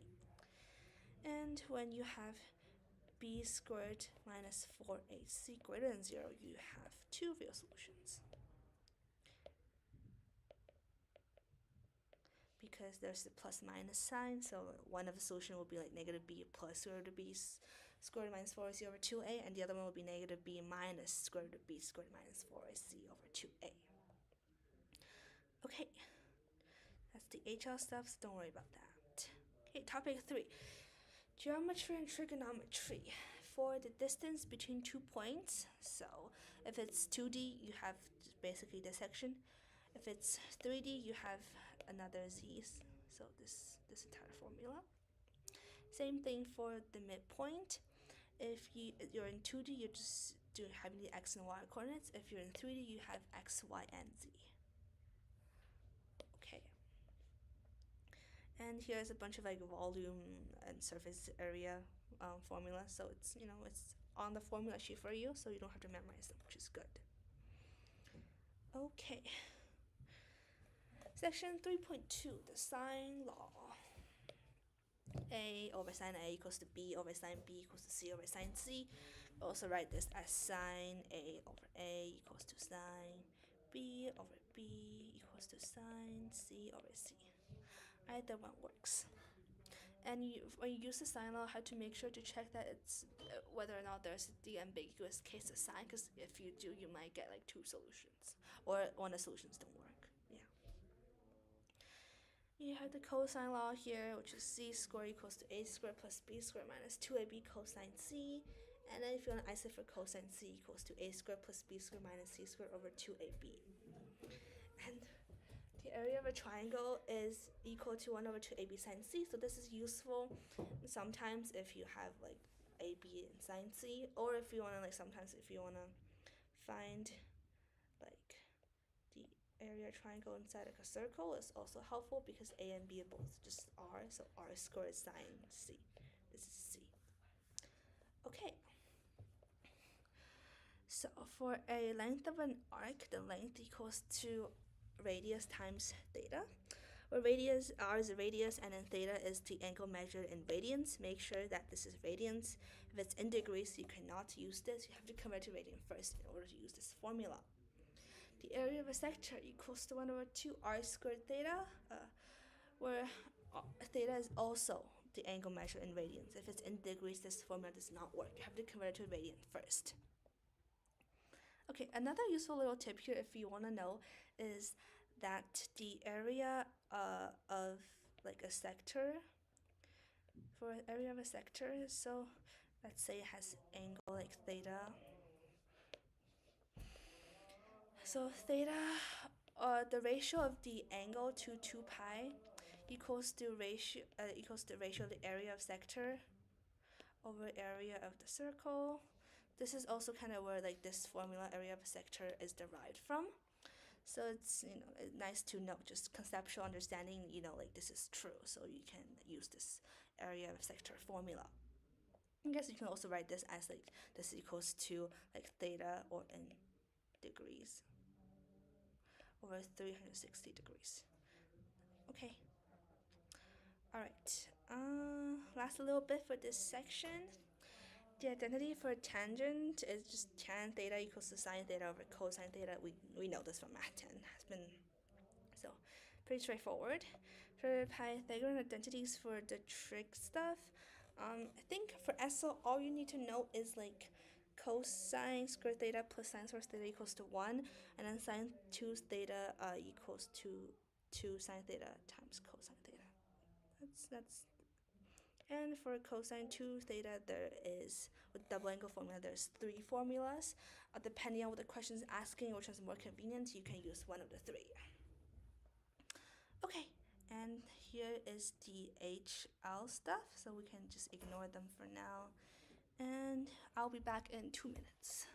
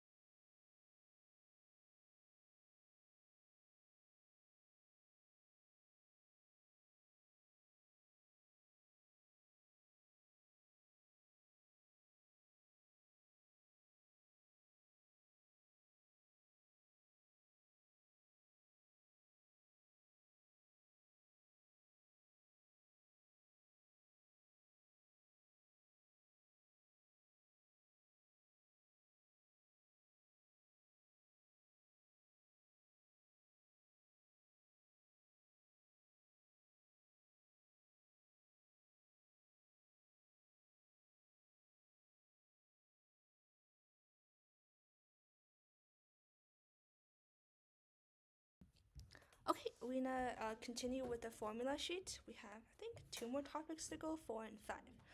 Okay, stats and probability. 4.2. The interquartile range is Q3 minus Q1, so the third quartile minus the first quartile. This is usually shown like on a box plot. You have something like this, and you have the quartiles. This is the medium, and you have like Q1, Q3. Okay. So, for the mean of a set of data, what you're gonna do is like you add up the frequency and the data. Like you multiply the frequency for each data point, and then you add them up and you divide it by the total number of data points. For the probability of an event, it's basically the probability of like A happening over the total like number of probabilities. For complementary events, P of A plus P of A prime equals to 1, where P of A prime is the complement of A. This means not A.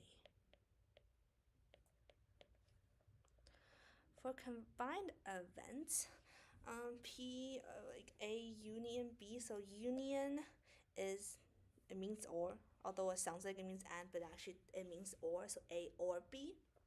So A union B equals to PA plus PB minus P A intersect B. So this actually means A and B. Okay. And then for mutually exclusive events, PA union B equals to PA plus PB. So these two events cannot occur at the same time, so it's okay if we just do PA plus PB. For conditional probability, the probability of A given B, this is what this means. P of A given that B already occurred. Given B already occurred. So it is equal to PA intersect B over PB. For independent events, probability of A and B equals to PA times PB. Okay. So for the expected value of a random variable x, it's basically like the frequency times the probability of each value.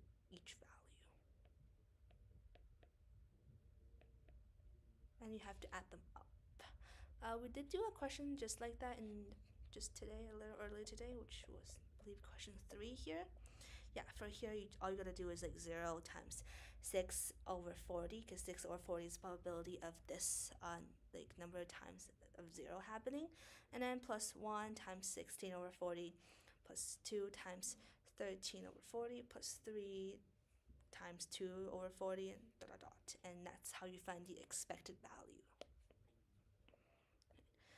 For a binomial distribution, you can find the mean by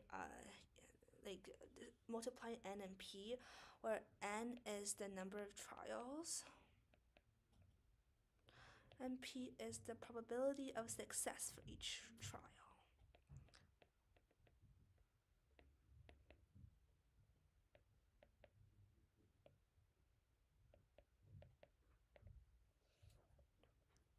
And the variance, you can find it by the formula np times 1 minus p. So a higher variance means that there's high variability in this data set, which means that it's harder to predict, and a lower variance means that all the data is closer to the mean, therefore it is easier to predict data. Okay, next one, 4.12. The standard normal variable, so you can find the z-score, which is how many standard deviations you are above or below the mean. You can find it by the formula x minus mu over sigma, where mu is the population mean. And then sigma is the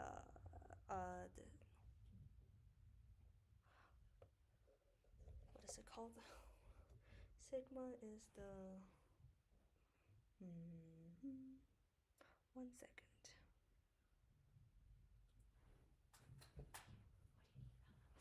What is sigma again? What is it?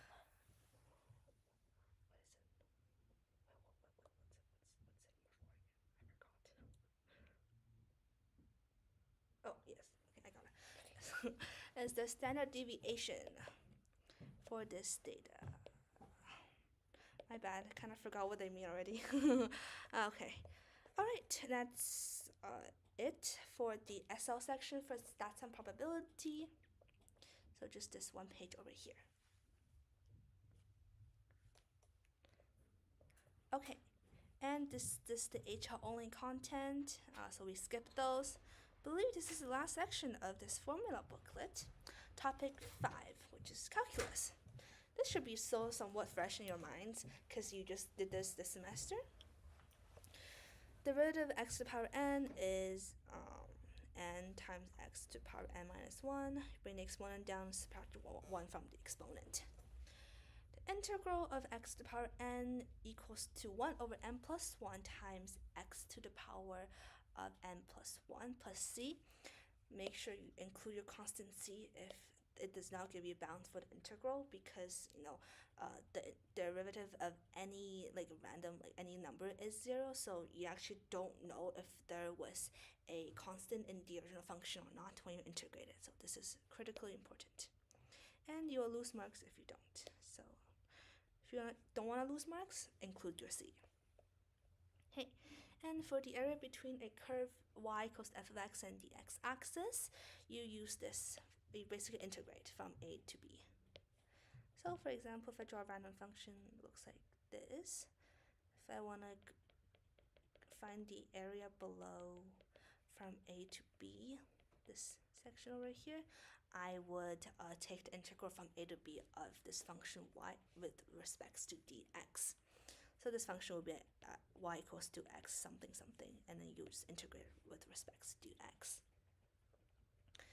And the derivative of sine x equals to cosine x. A derivative of cosine x equals negative sine x. The derivative of e to the power of x is still the same, still e to the power of x.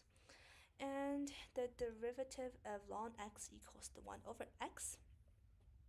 For the chain rule, where u equals f of x, you have to, this formula looks a little different from what we're used to. You have to do this thing. This. So you have to basically first take the derivative outside and then also make sure to apply the derivatives to the inside as well.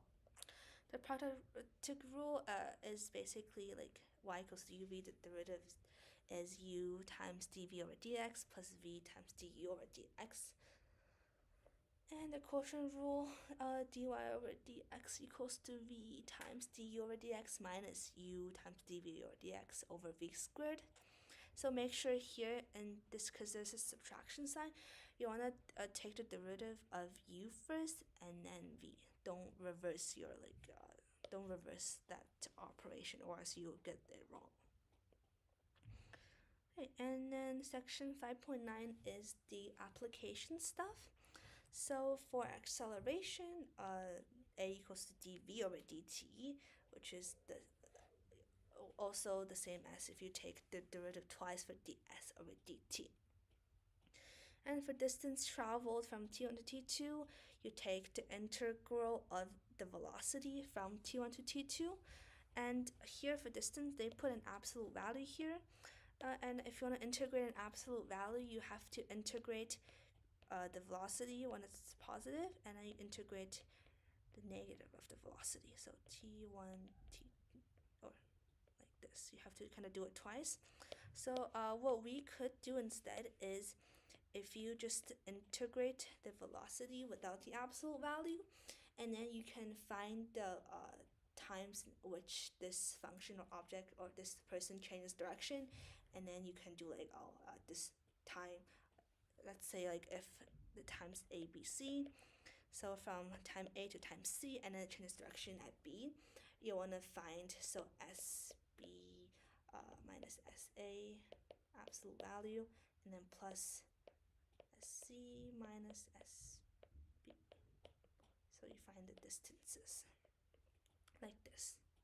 Okay, and the next formula is for displacement. Displacement is simply just integrate the velocity, because you don't when it's the negative positive of the displacement of the distance do cancel out, so you have displacement. Okay, 5.10. Standard integrals. The integral 1 over x equals ln absolute value plus c. Make sure you include this absolute value because it is critical. You cannot take the ln of any negative numbers or or 0, so make sure like x has to be positive. And then plus c, that's your constant, also don't forget that.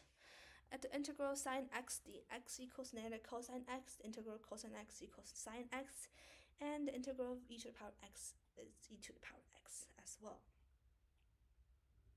Okay, and area region enclosed by a curve and the x-axis. Why is it a little different? Oh, yes. Okay, integral y dx. Area of a region. Okay, so this is very similar formula as before. You want to find like it's enclosed by a curve and the x-axis, which just means the area below this curve from A to B. Okay, I think that is all we have to explain about the formula sheet. About like half this formula sheet is SO, the other half is like HL additional stuff. So don't worry about those HL stuff. Okay, I think that's it. We still have a bit of time left. Is there any questions in the chat? Oh.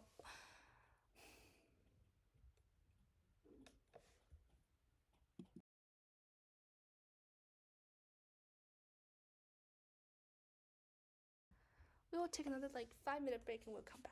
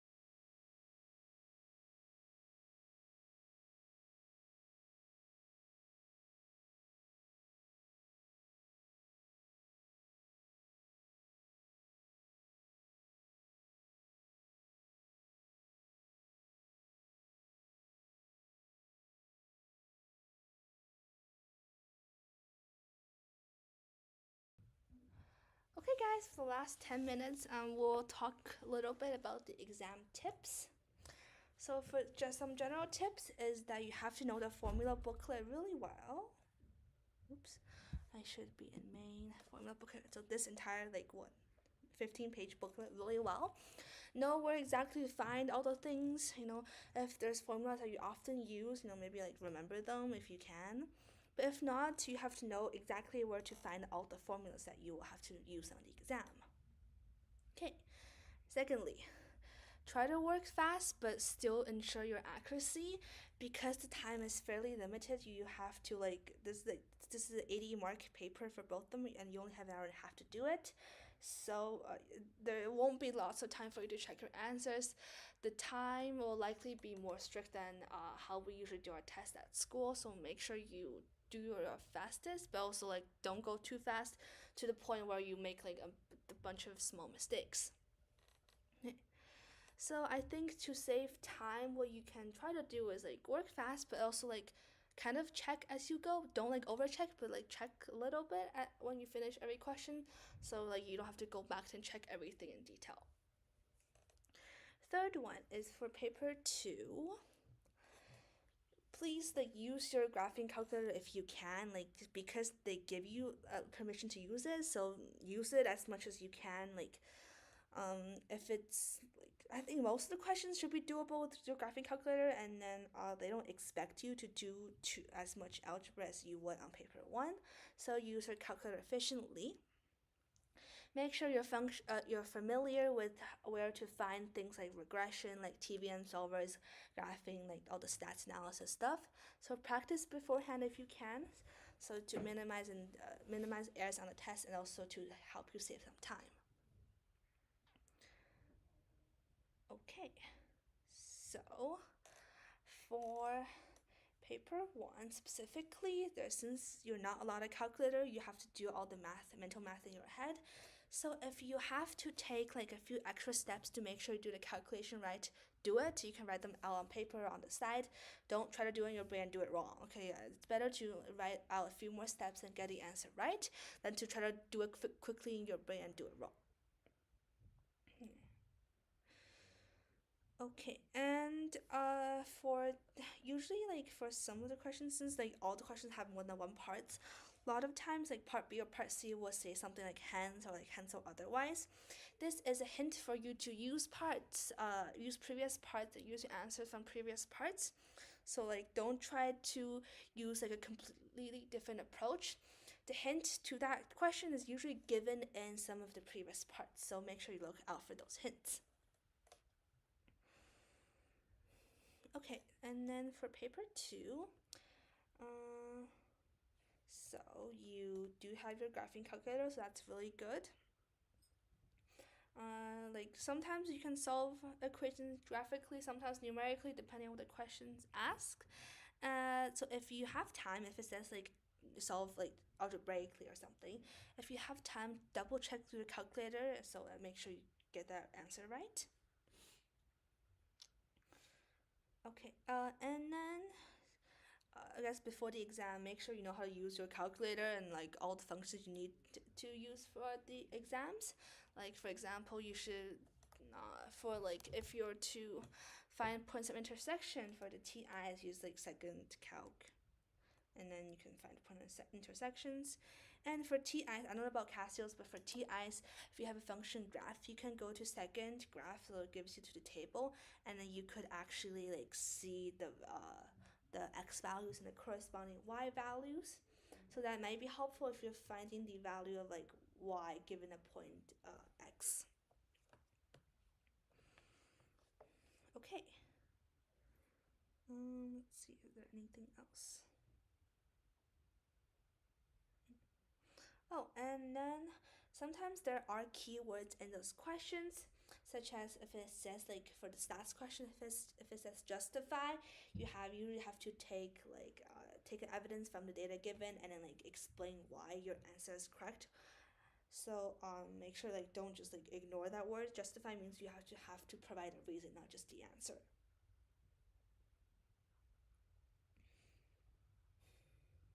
Okay. Okay, in terms of practice, since there's still like roughly like 10 days until the exam, so when you do the practices, make sure you time yourself so you like get a sense of how strict the time will be on the actual paper. And after finishing a practice paper, like mark your answers using the mark scheme so you can see like which marks is given to what part of your answer. And that'll be really good so you like don't like lose points by accident. And if there's any topic that you are unfamiliar with, practice questions from that topic, or like that, or like one specific type of questions to like make sure you actually understand and know how to do it fully. So for extra practice, if you're in the Math Club Discord server, we do have a like revision account, revision village account for you to use. So if you would like to have that resource, feel free to DM one of the execs, and we'll give access of that to you. Okay. And if there's any on the actual exam, if there's any questions you're unsure of, like try to write something down and don't leave it blank. Because even if you leave it blank, you don't get any marks. So why don't you just like try it, even if it's wrong? It's better than leaving it blank.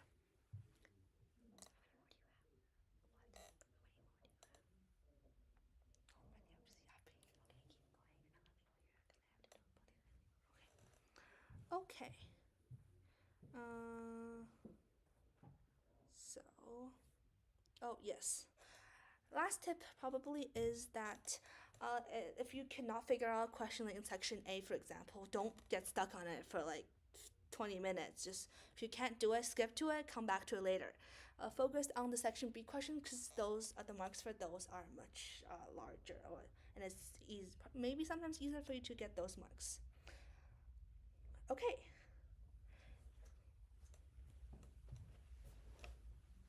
All right. Fantastic. Okay, amazing. We just have one last thing before we wrap this up because it's almost 7:30. But we just want to say thank you for everyone for coming for the live stream. Hope you guys learned a lot, and hopefully this will be useful to people that are writing the SL exam this year, next year, and for the years to come. We're probably going to keep the stream up on YouTube for at least now and until the IB curriculum changes. But yeah, we hope you enjoyed. The last thing that we just wanted to mention before we wrap this up is please sign up for our Some Math Contest. It's a math contest for, it's a fun math contest. It's not for anything really serious or anything, but it's just for a math contest between schools. And it's for if you're from Henry Wisewood, Western, of course, Sir Winston Churchill, Manning, Scarlett, Westmount Charter, John Cardinal Schubert, Lord Beaverbrook, Crescent Heights, or Bishop Carroll. Any of them, you can just sign up. We have the form across all of our platforms, so Discord, Instagram, our Linktree, all of that. All the information is in the form, so the rules and the timetable and everything, and it's being hosted on May 30th. It's 3 people per team, and we hope that you guys will sign up. So yeah, go check that out. Fantastic. And with that, I think we're going to call it. All right. Thanks, guys. Bye.